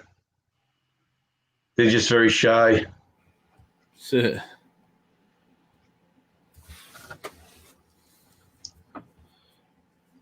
yeah, I don't know. I was looking to see if it was an anniversary. It didn't say anything though. Yeah, what was it? Was it? It's funny. They have a ship They had some news, some in the story of the Princess ship. I think it got retired or something happened, and Oh, they were selling it as the one that was in the show, but it wasn't. huh. I don't know how that's tied in.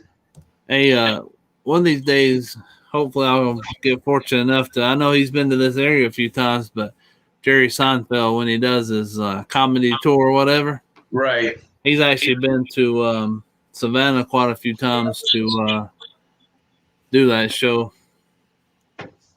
But I always, every time, I always either don't know about it in time or something's going on. So, Yeah.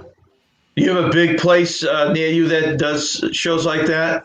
Savannah, Georgia would be, which is about 30 minutes from here, maybe 40 minutes. And they just opened up a new arena, or actually, I don't even know if it's open yet. It's going to open this year. I know they're still building it actually, because I just got a email last week. I guess they were looking for people to come help them out, kind of construction workers and whatnot. So I think they're going to open it up in early 2022 or later this year. But they're actually getting a professional. It'd be like Division II or something, or a minor league hockey. They're getting a new hockey team. So I'm not a big hockey fan, but when they get that extension to that hockey team, I may actually go and watch it. Yeah, that's a weird thing. I don't know if it's got to be state by state, but anything with a big audience, play, comedy act, Yeah. play. You wonder. They were talking about New York starting some of them up again. Have you heard anything about? Last I saw, I think New York was starting to do 10%, I think, dining or something. I don't know if that started this week or when that's put, but as far as the Broadway plays, I don't know when they're supposed to open that back up. Yeah, the indoor dining is starting today. I don't know what percentage. Is that what you're talking about? The 10%? I think it was 10%. If I have the number correct, I think it was 10. But yeah, that's all I've seen. Yeah, they were trying to start that on Valentine's Day, Sunday, but I guess a lot of the restaurants pushed, and they decided to open it today so they could get the full weekend out of it. Okay. Yeah, I don't know. Like as far as like you said, the plays and Broadway shows and all that, it may be quite a while for them yet. So, Tommy Dodson saw Seinfeld in Chattanooga. Funny stuff. Yeah, I heard his live stuff is a lot. I absolutely love the show. I heard his live stuff is different. I don't know if that means good or bad, but I imagine it's similar to how he used to start the earlier episodes with a stand-up bit. Oh yeah, I do remember that. Yeah. And then they did away with that. Yeah. I tell you, I used to like watching Tim Allen. Tim Allen with Tim the Toolman Taylor and all that. Home Improvement. Do you watch his new show? I did not. I don't. So it's okay. I mean, it's different than Tool Time, of course. Yeah. I've always liked him for some reason as an actor. He played the Santa Claus movies. Yeah. I always was. I've been a Tim Allen fan since when I was younger, watching Home Improvement and all. Right. It's funny when you put a date on some of that stuff, though. It seems like they were on, 5 years ago, and do the math is a lot further back than that. I know. When I sit here and think about my wife now, we will be celebrating 14 years this year. So it's like, wow, that's going back to when I used to watch all these shows. You're talking 25, years and stuff. I'm like, wow. Yeah. Well, it's funny when we were first married in the earlier days, we would be kind of counting the years in our marriage on, at what point the show got canceled. Like I think MASH got canceled, at the beginning of our marriage and stuff. And okay, we're outlasting these shows, and some of them were pretty lengthy. Wow. I tell you, some of the show you miss a lot of the when I was younger and growing up too, like Gilligan's Island and all this stuff. You know, that you never see anymore. You know, it's like man. I don't know if you were on our show earlier when we were talking about Yeehaw. Hee Yep, haw, I heard that. Yeah. hee haw. You know, back I saw that thing. Somebody say yeehaw earlier, but yeah, hee haw and stuff. And it's hard to find good shows like that anymore. And then talking about like Gilligan's Island and different family shows that you could just sit there in your living room and stuff and just laugh about, you know, the comedy and stuff. Now it's all, you know, dirty stuff or whatever that people sitting there laughing about. You know, it's nothing clean that all the family can sit there with. Yeah. Go ahead, Kenneth. Yeah, you can if you get RFD TV, you can even actually go on their website and watch episodes of Hee Haw on there. Of course, now you know it's all reruns. Hey, Ashes World. Actually, I think Prime Video, Amazon Prime Video. I may be confused here, but I thought they had the reruns of it too. Welcome in Ashley's World. I'm not sure. I'd be interested to see though. I'd definitely check that out on Amazon. You know, it's tough too because some shows I remember as being the funniest, greatest shows. I watch them and I can't even finish an episode. You know, they get dated. Yeah. And Nancy and I just started watching remember the show Coach? Oh yeah. And we're laughing, and that's on Amazon Prime in case you want to check it out. But we find ourselves laughing at that. You know, it's like certain ones carry over.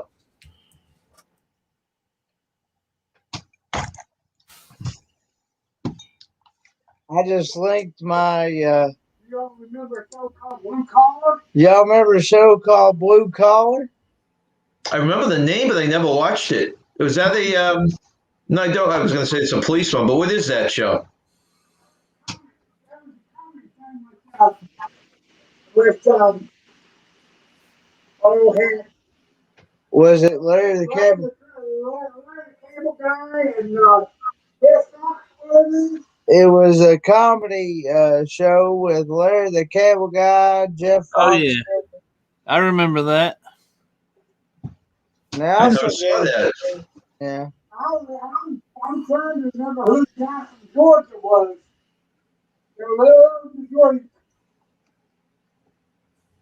And we used to watch like my wife loves Frasier, and then of course Frasier you got Cheers and all, yeah. So all those good shows back then.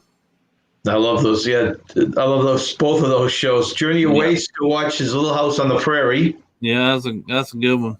I've never watched that. I never watched that. Let's see, Grandchild 7. Love to watch Andy Griffin. Yeah, you know what my kids used to complain about? They didn't even look at the quality of the show. If it was black and white, they would not watch it. But yeah, Andy Griffin, I used to love that. I still do, actually. You know, like back in the day, I know my grandmother's passed now, but they used to sit there and I'd watch it with them too. It was good.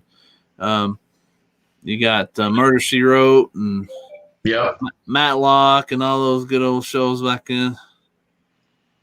Yeah, though in fact those are on that Prime too if you're looking for reruns. But yeah. And I'll tell you another show that was real good that they used to watch, and probably on the same night that Murder She Wrote or something was on, but Touched by an Angel. You remember that old show? That was with Michael Landon, right? I can't remember. Man, the guy from Bonanza. That was a good movie. Yeah, a good program or whatever you want to call it, but Touched by an Angel was real good. Was that girl from Ireland? You know, it's like the way they wrap an episode up. It reminds me of Quantum Leap. Do you remember that show? I can't remember. He would go into the past, different eras, and he'd be in the body. Like you look in the mirror, and it would be the body of someone else that he was in. Yeah, that's true. I can't remember who the Black Lead was in the show. Anywhere I can watch Hee Haw for free. Actually, I think, in fact, I could probably check while we're talking, but I thought it was on Amazon Prime. Let me see. Let's see. Check right now while we're talking. Where are you there?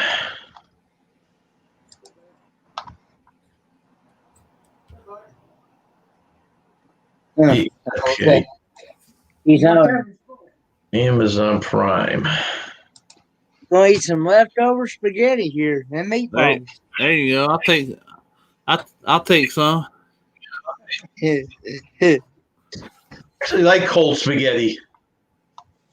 This ain't cold. This is warm right off the stove. I, And I gonna will have I will swear that spaghetti, any kind of pasta with sauce, tastes much better when it's reheated. and I think gonna that- have some.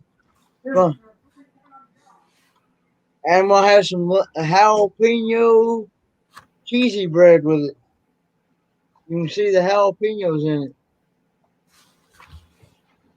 I think the sauce just soaks in better when you reheat it. No, I can't find it on Amazon Prime. It may have been Hula. There's one of the channels we had, and it was either Hula or Netflix. My guess would be Hula.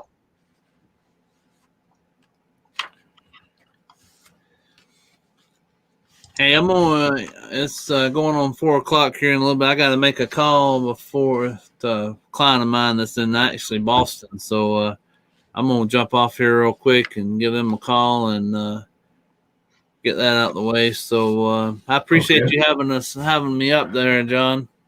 Okay. Good luck on your call. Yeah, it shouldn't take too long. I got to answer a question for him. I'll see you around in another live stream tonight, Blaine. Yeah. All right. Sounds good. And everyone in chat, see you later. Thank you again, John. We'll see you. Okay. Have a good one. All right. Bye. Bye-bye. Thanks for coming up. Okay, I guess Kevin. it's just me and you now. You become the default co-host right now. Yes. So, anything you want to tell to the chat? No, not right offhand right now. How far are you from getting out of school, Kenny? I just finished up my 4th week yesterday. So I'll be heading into the 5th week. About 11 more weeks to go. 11 more weeks. And do you take any courses after that, or is that the end of the certificate program? That's the end of the certificate program. And then it's hopefully find a job afterwards. Are there a lot of jobs, availability for that type of job in your area?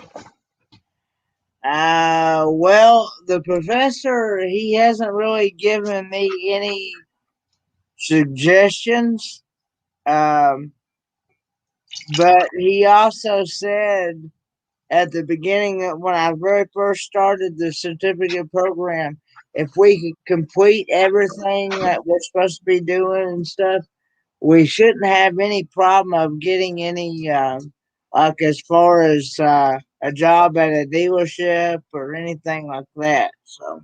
Oh, that's great. Do they have a placement service at the school? No, they do not do that. They don't do that. Okay. Oh, we've got a masked Avenger in the basement, Kenny. We're going to bring him up. How you going? Hey, Like the new- God, it's cold out there. Jeez. Let's go. Good God. So are you done your class? Yeah, I just got done doing bus duty. Oh, geez, you got to do that too, huh? Standing outside for 20 minutes, freezing my butt off. Yeah. How are they doing that with the buses? Are they at half capacity? I wish. It just depends on how many kids are per bus. They really can't. We don't have enough buses to where we can do like where we can have it like spread out and stuff. So they just gotta make sure they mandate the mask as well as possible. Well, that's the big thing. Welcome in. I assume it's Kelly from the Travel Scouts. And we It said it's 14 degrees here. It's snowing right now. I can show you guys what it looks like outside. yeah. It's crazy. I was telling them, Danny, last week, I don't think you were on yet. They took me 4 minutes to get a voice because I had tried to hook up some software to show the outside, and we went blank. Jeez. So we got a door. I got a door to the outside, right from every classroom has their own door to the outside, which is kind of cool. That's different. There's a link if anyone would like to come up. You guys see it? Yeah, but so it doesn't look that deep, is it? No, it's not deep. Yeah, but it's just cold as heck. We just have like snow flurries, but Saturday night, John, we're supposed to get close to around a foot of snow here. Oh wow! For you, that's nothing, but for us here in Oklahoma, it's crazy. Well, what is your typical winter? It's cold, but you get a lot of snow? No, we end up getting more ice than snow for sure. We'll have our occasional ice storm like once a year, a freeze or whatever, but most of the time here, if it snows, it's barely anything. Yeah. On New Year's Day, we woke up to 8 inches of snow here, so we've already had one snowstorm. I'm eating leftover spaghetti and meatballs. There it is. All Someone's with some eating. Spaghetti and Rocky Mountain oysters. No, no, Oh, no, not Rocky Mountain oysters this time. oh, I heard you wrong. Oh, These are chicken. These Have are chicken flavored meatballs. Do you ski at all, Danny? I've never been skiing in my life. Neither one. Neither water ski or snow ski. I've been on a jet ski, if that counts, like a sea. No, I'd rather do a jet ski because it's warm then. And I've been tubing. I'd rather go tubing at a lake than skiing. I don't know why, but Oh, so you drag behind the ski mobile or something, or? yeah, we have like a raft, and we'll attach it to the back of a Sea-Doo. That's cool. Yeah. You know, I had some buddies in college that they were twins, you know, from Mexico, and they both had trucks. When it would be icy out, Yeah. they would tie a rope to the truck and get on skis. They'd go just skiing down the streets. It's kind of cool, a little dangerous, but kind of cool. Yeah, it's dangerous for sure. I didn't do anything like that. Yeah, Gee, Tony, you enjoying that? Mm-hmm. Have you seen Kenneth smile so much? Jiminy Christmas. Your dad must be a good cook. Looks like he's eating spaghetti ice or something.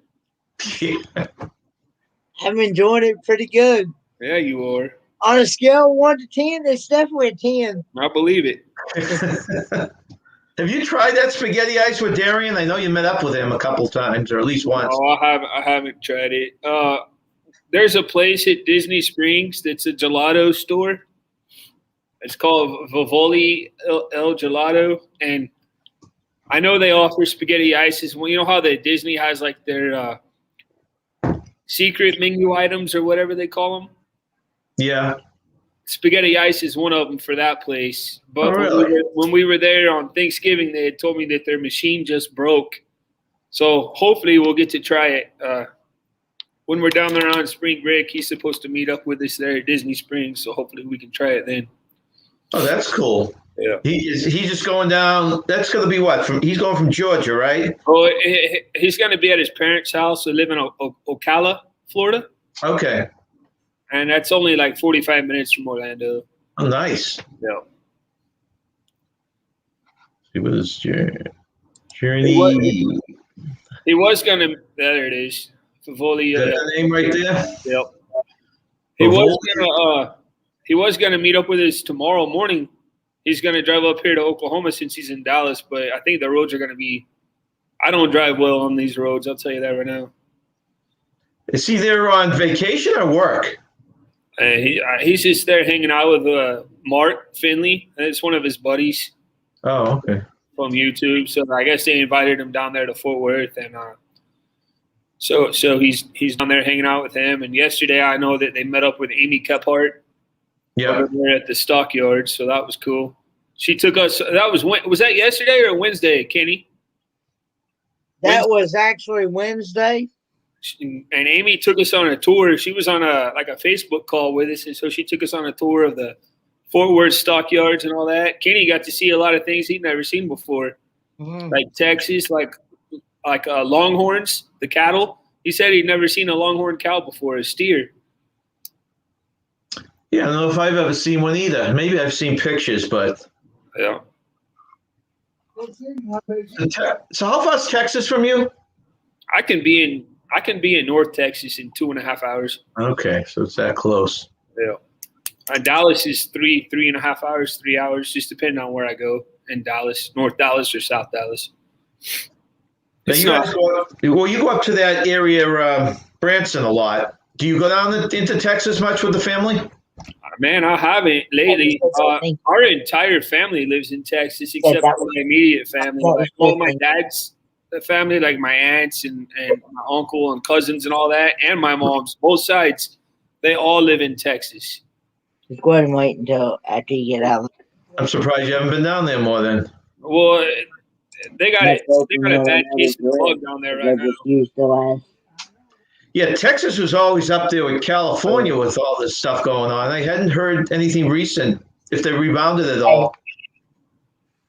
And plus, they got the ice storm going on right now down there.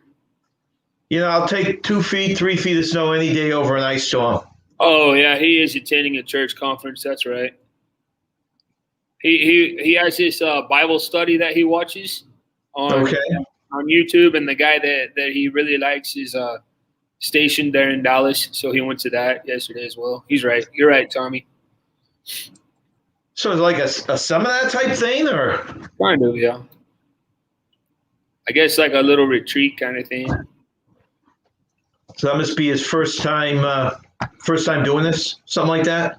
Yeah, I don't know if he'd ever been to Texas before. I know, he's Army, right? Darren is. Yeah. So when his basic training, he did down about 45 minutes south of us in Fort Sill, Lawton, Oklahoma. Okay. Yeah. So I know he'd been there, but I'm not sure exactly where else besides that he'd been to around here. Yeah, he's retired military, right? Yep. He is indeed. Hellos. Weekend RV in Oklahoma. They'll tell you about it around here. James did a short on his channel a couple days ago. He's a car salesman, so he was walking around. Yeah, that was when he was under the tent, right? What's that? He was under the tent, right, during the short. Yeah. I've had trouble figuring out. I thought when I talked to him a couple months ago through chat, they were in Oklahoma and they were heading towards South Carolina. Yeah, they had talked about going to South Carolina after they left Quartzsite, Arizona. They were down there with all the other RVers, at the Quartzsite meetup. And then when they left, I found out that they had actually come back to Oklahoma because James got the job that he had before he left to go down to Quartzsite. Oh, is that what's going on? Because me and Nancy keep on looking at their videos, and I'm waiting for them to pop up in South Carolina because I thought they were going back out there. Right. So that whole plan has changed then for them. Yeah, before they went to Quartzsite, they were living in Oklahoma as well. Okay. Yeah. Boy, it's such a different life. A lot of these RVs and stuff. It's almost like they live somewhere for a while and go somewhere else for a while. What a great way to see the country, huh? Right. That would be cool. Yeah, that's the thing. You almost have to decide. Do I want to take a couple of vacations a year? Do I want to get into RV? And it's kind of tough to do it all. Yeah. Put that Sherry puts up there. Sherry's kind of ego. Welcome to travel. Please like, share, smash the button, and follow. Thank you very much, Sherry. What'd you do with Blaine, Kenny? He's on the phone with Boston. He had to go on the He's phone. doing a work call. Yeah, he's on a work call. Yeah, I didn't ask him why Boston. I didn't realize they dealt with people up here. It says, how did I tell you, Brad? Okay. There's a link again if anyone wants to come up. Did you say James has another channel besides the weekend? No, RV? I think he put that on the weekend RVing channel. Oh, okay. Yeah. I'll have to go and watch it. He's like, it's freezing cold out here, but we have some cars for sale. Yeah. Pretty fun. I get so far behind on videos that I just can't catch up. There's no way you can keep up with everyone. I got my bell that lets me know, and I try and go through them, try and skim through them. But you'd be doing it all day if you hit every one of them. Yep. Yeah. So Danny, do you treat your channel any different now that you're monetized?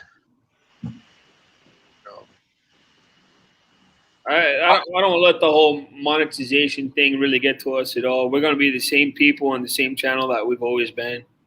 And you can ask, Kenny, you probably agree with that, wouldn't you? Yes, I would. Most definitely. We are who we are, John, and we love having people that like hanging out with us and supporting us, but it's never been, like we say, it's never been about the money or anything like that. It's more just about the relationships and doing what we're doing right now, just hanging out and having fun, just talking. You certainly built it up the right way. You came in and on the ground and just let the audience come to you, basically. Right. Thank they you. Like your product, especially the way you involve your family with it. Here's one thing that we have done, John, is I really like doing those short videos, and I just do it. I just do it kind of just to compete with myself, I guess, more than anybody else, just to see. I put one out like the days that we don't do lives or whatever, or the days that we don't have like a full vlog. I'll put out just like a real little short, just to kind of see what happens with it, and just to see. Right. How, we don't have anything huge like Sherry or anything like that, but we do have one that has been going for a week now, and people are still watching it, and it's up over 7,000, which is the most that we've had. So that's kind of cool. Which one's that?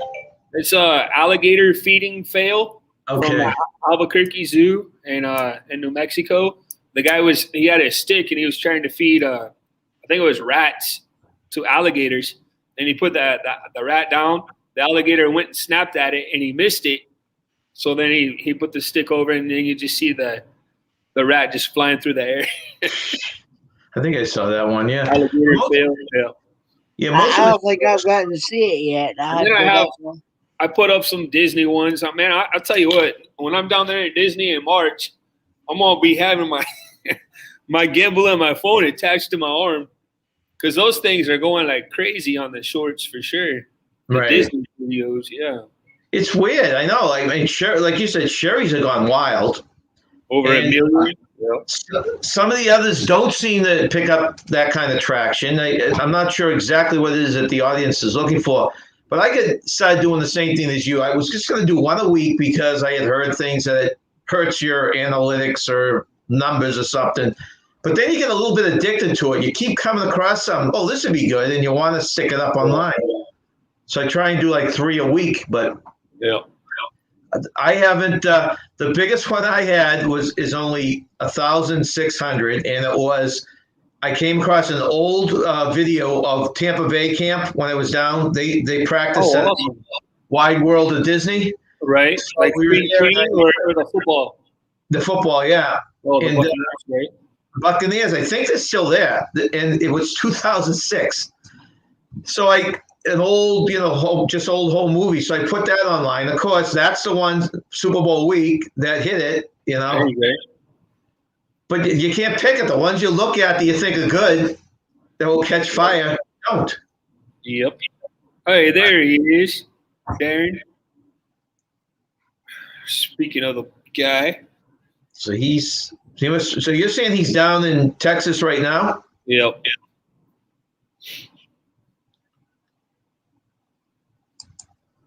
How you doing, Darian? But yeah, I don't even know if they change it because it seems like everything with YouTube changes constantly, and Shorts is one of them. Hey, Dad. And I'm not sure what the rules are as far as now what does well and what doesn't. You heard the recent one, right? That you're supposed to try and stick to 15 seconds. Yeah, I saw that. Most of the ones that I've been doing are like that alligator one. I think it's like 9 seconds or something like that. It does seem like the ones that are shorter do better, but Sherry's wasn't short though. It was like 20-something seconds. The one that has 1 million. Is that the dragon one you're talking about? Yep. And that's from the Festival of Fantasy Parade. There, that they have the Maleficent dragons. What that is? Right. Yeah, that's cool. We were supposed to have gone last summer to Disney, and that's of course when it was closed. But we were gonna go to all those after hour events. A lot of those after hours. Yeah. And one of them was villains after hours, and they had that dragon there. They were gonna do that same parade, but of course we didn't get to go because Disney was closed at the time. Where did you stay when you went down? This last time in November, and also this time coming up, we're staying at Pop Century Hotel. Pop Century. Okay, is that now? I'm trying to think. Is that that's one hotel, right? It's one hotel. It's a value hotel, but what's cool about it is it's right on the line of the Skyliner. Oh, is it really? Yeah. See, that's what I would aim for if I went down there, is to make sure I'm on that line. Right. The All Stars have 3 themes: the music and the sports and the. And they're all closed right now. The All Star hotels are. Are they really? Yep. Oh wow. So the only values that are open are Pop Century and the Art of Animation, which is right across the bridge from Pop Century. Those two are like right across from each other, and those two are both at the end of the Skyliner line. So how much time did you actually spend in the parks? How many days? This coming up trip, we're going to spend 10. 10 in the parks. Okay, and what was the last one? We spent 8. 8. Okay. 2 days in each park. And we spend all day there. Like Kimberly and Adric, sometimes they'll meet up with us, later on in the day or whatever. But Landon and I normally we try to get there at least an hour before they open, and most of the time we stay till they close. That's great. Yeah, you hear so many people that rule of thumb, they go in and then they break for pool time, this and that. And we were the same way as you with families. We try and get there for the rope drop. And if we did leave to eat, it would just be, Wendy's or something like that, and then quickly go back to the park. Yeah. That music? That was the boss calling. Oh. Okay. Also known as Kimberly. Yeah. She's the other one we've never met. My second mom, pretty much. That's one thing, Kenny. You get married, your wife becomes your mom, man. You gotta do what she says. Keep her happy. Happy wife, happy life, as Blaine always says. That's what I've always heard. There you go. You have to. If she ain't happy, ain't nobody. Like right now, after I get off here with you guys, she's sending me to the grocery store. So you do the shopping on the way home then? I do. I actually do most of the grocery shopping on my end also. So if I come home, Kenny, without what she's asking me to get, I'll be in the doghouse. I mean, I got it nice now, because I'm sleeping on the couch. But if I don't bring home what she asked, I'll be sleeping outside. And that's really cold. Yeah, exactly. Have to build an igloo or something out there. I know. Danny, just out of curiosity, because we're looking at possible Disney trip this year too. Any rides you got on that were new that you recommend or you're really impressed with? I'm gonna lose some man card points here, but one of the one of the rides that I really did enjoy was the Frozen Ever After ride at Epcot. We had never ridden that one. Yeah, did you do it as the older ride before No, they? not Maelstrom. No, I never did that. And from what I hear, it's the same exact ride. They just changed the theming. That's all they did. Well, they removed the trolls and probably replaced them with the frozen people. Probably. I heard the same thing, which would be cool. I like the ride itself. They had this movie that they used to run, and they would, when you got off the ride, you'd have to sit at this movie. They wouldn't let you out until you sat through this movie. And it was the most boring movie. Now, when you come off the ride now, do you just exit, or do they have something waiting for you there? No, you'll just exit, and of course they, like every other ride, they make you walk right through the what? That's right through the gift shop. Right through the. With Landon, we kind of just have to keep walking. That kid staying there in those gift shops and look around forever. Are you guys big souvenir people? You know what? The main thing that he really enjoys doing is getting those, and I kind of do too. Are the sipper cups, the different sipper cups, and the popcorn buckets. We did actually. We did the Rise of the Resistance twice, and hey, you too. We enjoyed it, but I think if you were a big time Star Wars fan, you get more appreciation out of it than what we did. We're not real huge on. I mean, Landon probably likes Star Wars more than any of us, but we did get to ride it twice. And that section that you have right there, that picture behind you, your backdrop, that area walking through there is awesome. But the thing about it is, you're only allowed to be in there for up to 5 seconds max. They walk you right through that area. So that's like the queuing area. Yeah. So isn't that the ride they used to have reservations before? Yeah, you have to get a reservation for it. They offer the reservations at 7:00 in the morning. You can actually do it from outside the park. You can do it from home or your hotel, or you can even drive up as long as you're close enough to Disney. You can still try to get a boarding pass at 7, as long as you have reservations there for that day at Hollywood Studios. Yeah. And then they also offer the boarding groups, I think at 2:00 in the afternoon you could try as well. From inside, you have to be inside the park on that one though. No, what's the other ride in that area? Isn't it one that's the Smuggler's Run? Where Yeah. you can, it's like a simulation where you're flying the Millennium Falcon.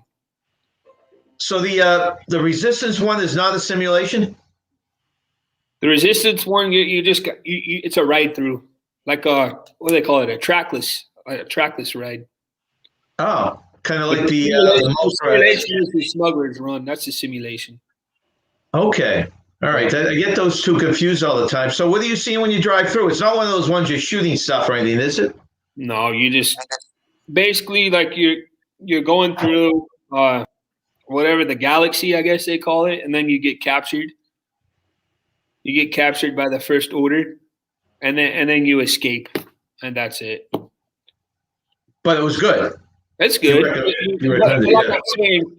But I can picture if I was like a diehard Star Wars fan, I would absolutely love it. Okay. So I'd be like you. I like Star Wars, but I'm not a diehard. What about the Avatar? Did you go into that land? I like that. I did like that. I love that ride. That ride was awesome. No, it's the same there. One's a boat ride, correct? And the other one is a simulator? Yep. The Navi River Journey is like a boat ride where you go through and it's like you're in Pandora and you just look around, and it has what is known now as Disney's greatest animatronic, which is the lady, and she's like the Maiwa, like the mother. I guess she's called the witch doctor or whatever, the mom, on the movie Avatar. Yeah. And the other ride is Flight of Passage, where basically you get in this like vehicle, like almost like a bike, and they have a bar that comes down over your back that kind of locks you in, and then you're holding on like this, kind of like I think probably what Haggard's motorbike would be kind of like at Universal. Okay. And you're basically riding a Banshee is what you're doing there. And it's, from what I understand, that screen that they do that ride on is one of the largest screens in the entire world. Really? Okay. And the graphics, is a 3D graphics pretty good on both those rides? Awesome. I really gained a big appreciation for the smells, John. I love the smells now at Disney. Yeah. I as soon as I got home, one of the first things I did was order all the candle, the wax melts and all that from the different rides and things. Yeah. So our whole house smells like Disney now. I've seen those advertised. I burn candles all the time, but it doesn't seem to fill a whole room with the smell, so I didn't know. Right. Well, That's I bought pretty two. good. I bought one for myself, and I bought one for Kimberly as well. So her office, like where she's there every day doing work and stuff like that, she has one in there that she Sounds has. like they last a long time. They do, and I bought a lot of them too. Well, you're right about the smell, though. I didn't realize for years how Disney theming, like we walk down Main Street and they pump out that smell of freshly baked cookies. Yep, that's one of the ones I bought. Did you really? Main Street sugar cookies. I think that's what it's called. Oh, that's funny. And then a couple other rides. I think it's Soarin' and Horizons. Maybe they gave the smell of oranges. Yep. But some of those rides. What you'll notice, though, John, is a couple of the smells that you'll smell on Soarin' are the same smells that you'll smell on Flight of Passage. Okay. Do they just re-tag them so they can sell us two different candles, or probably? There are some I had heard about. I'm just wondering how. Did you get any weird ones that and you're wondering why the smell matches that ride or something like that? Any strange ones? No, but I'll tell you what I do like to smell. And I forgot what people said it was called, but it's one of my favorite smells is the musty wet smell. Like that you get on Splash Mountain or Pirates of the Caribbean. Really? I forgot what people said that's called, but I love that smell. They actually sell that as a candle? Yeah, they have one for Splash and they have one for Pirates as well. Oh, that's basically. I wonder if they do one as they do one for in the the Figment ride. They have that skunk smell. Oh right, no, they don't. They don't have that one. They don't have that one. I love that ride too. You're right. I guess all the rides that were the newest that we rode were actually except for Frozen at Epcot, because the first time we went, they didn't have Toy Story Land. So every one of those rides was brand new, except for the Toy Story, the one where you shoot the little balls, the Toy Story Mania, the Midway. And that they doubled, I thought, too. They had that one there. Yeah, they had that one there, but they didn't have Slinky Dog, so we rode that for the first time. That was a pretty fun ride. Okay. And also the Alien Swirling Saucers is a new ride. Star Wars is all new, and then the Mickey and Minnie's Runaway Railway. That was a really fun ride. A lot of people have mixed opinions about that ride because to put that ride in, they got rid of one of a lot of people's favorite Disney rides, which was the Great Movie Ride. Right. And they put in Mickey and Minnie's Runaway Railway. Yeah, I would have liked to have seen them just upgrade the movies or something and get rid of it. I always liked that ride. It was good. It was very well themed, that ride was. Yeah. Yeah, I've just seen the videos. In my opinion, it's kind of out. I'm not really sure in that Runaway one or not. It's not 3D, right? It's just basically cartoonish. Yeah, it's not 3D, but you do feel like you're in a cartoon, though, for sure. Uh-oh. Seems like I'm going to have to get going here pretty soon, guys.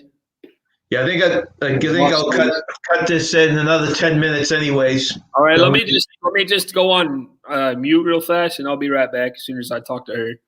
Okay, sure. All right, no problem. Well, that's a cool little emblem there. Kenneth, you've never been down to Disney World, have you? No, I've never been, but that'd be something I'd like to go. I've never been to Disney World or Disneyland. That's going to be from Tennessee. How long a drive would that be to Disney World if you went by ground? Good question. That's something I'd have to look up on Google. because that's one way. I think anytime you can drive to these places, it saves a lot. Then you don't have to rent a car either. No, and I don't trust these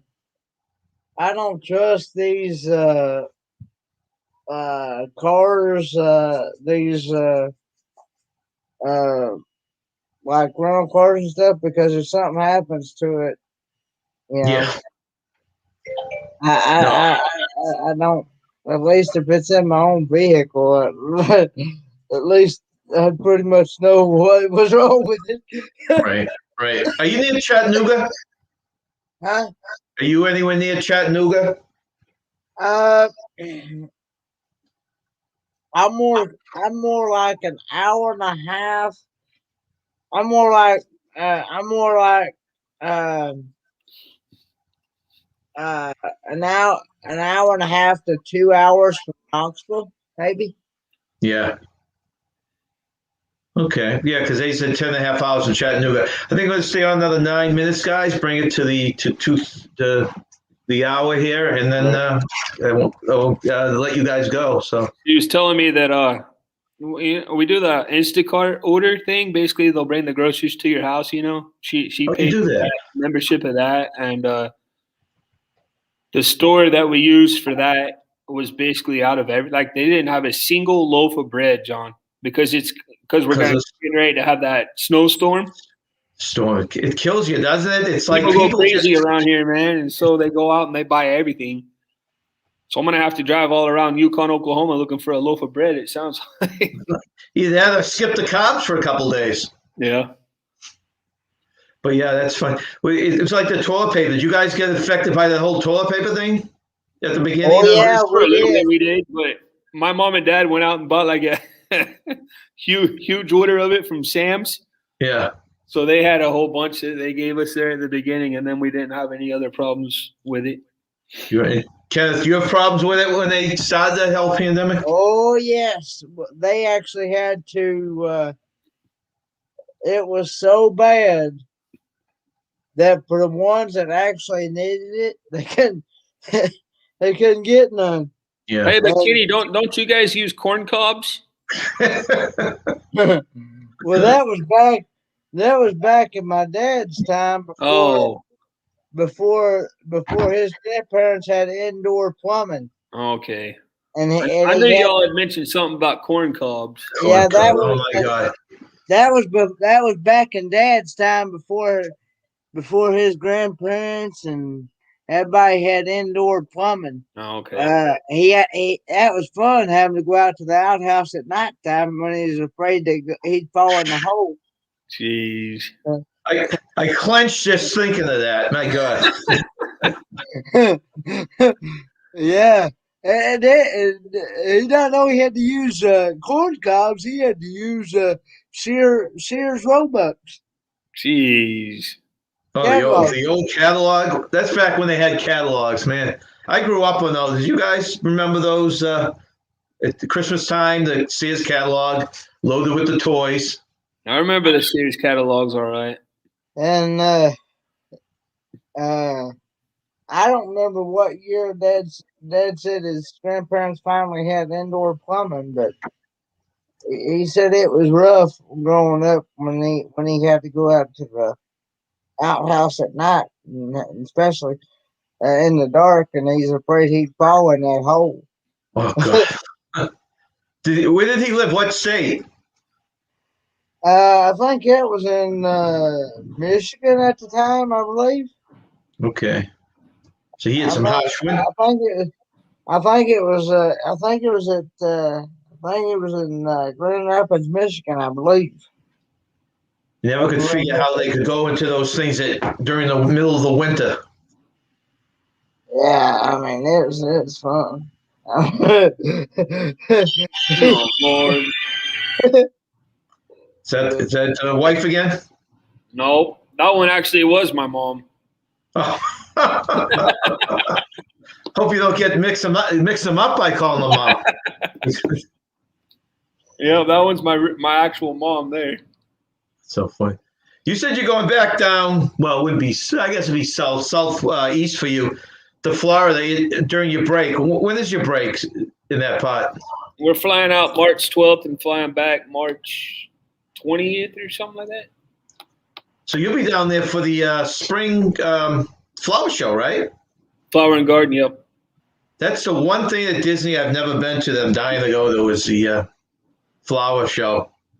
The Have very you- first time we went in 2016, that's what it was also, was the Flower and Garden show.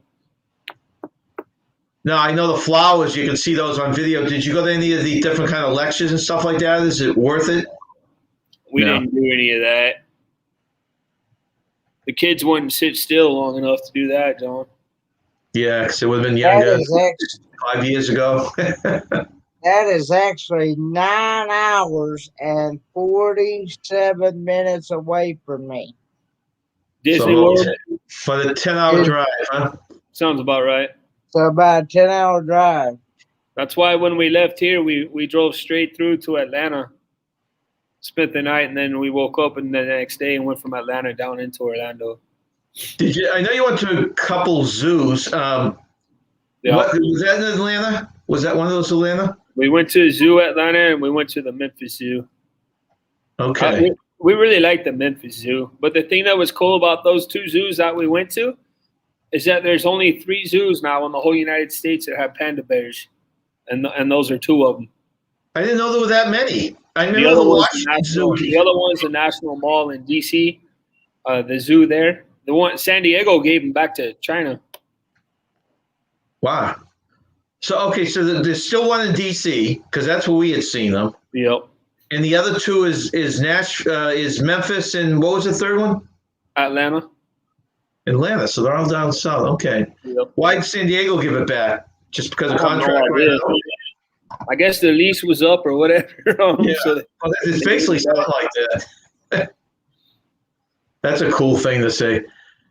Well, guys, I'm going to cut this off in a couple of minutes since you've been up here for a while. Start with you, Kenny. Do you want to just say any last things about your channels, what's coming up before we end this? I just have Kahoot tonight at 9 p.m. Eastern Standard Time, and everyone is welcome.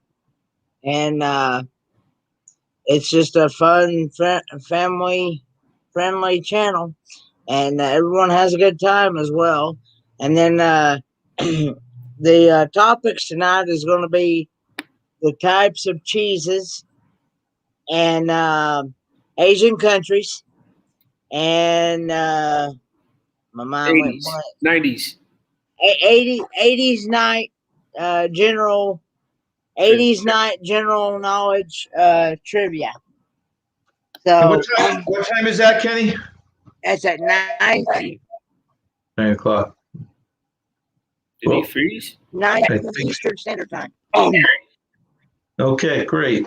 And Danny, you got? Yeah. Oh, sorry. Say it again.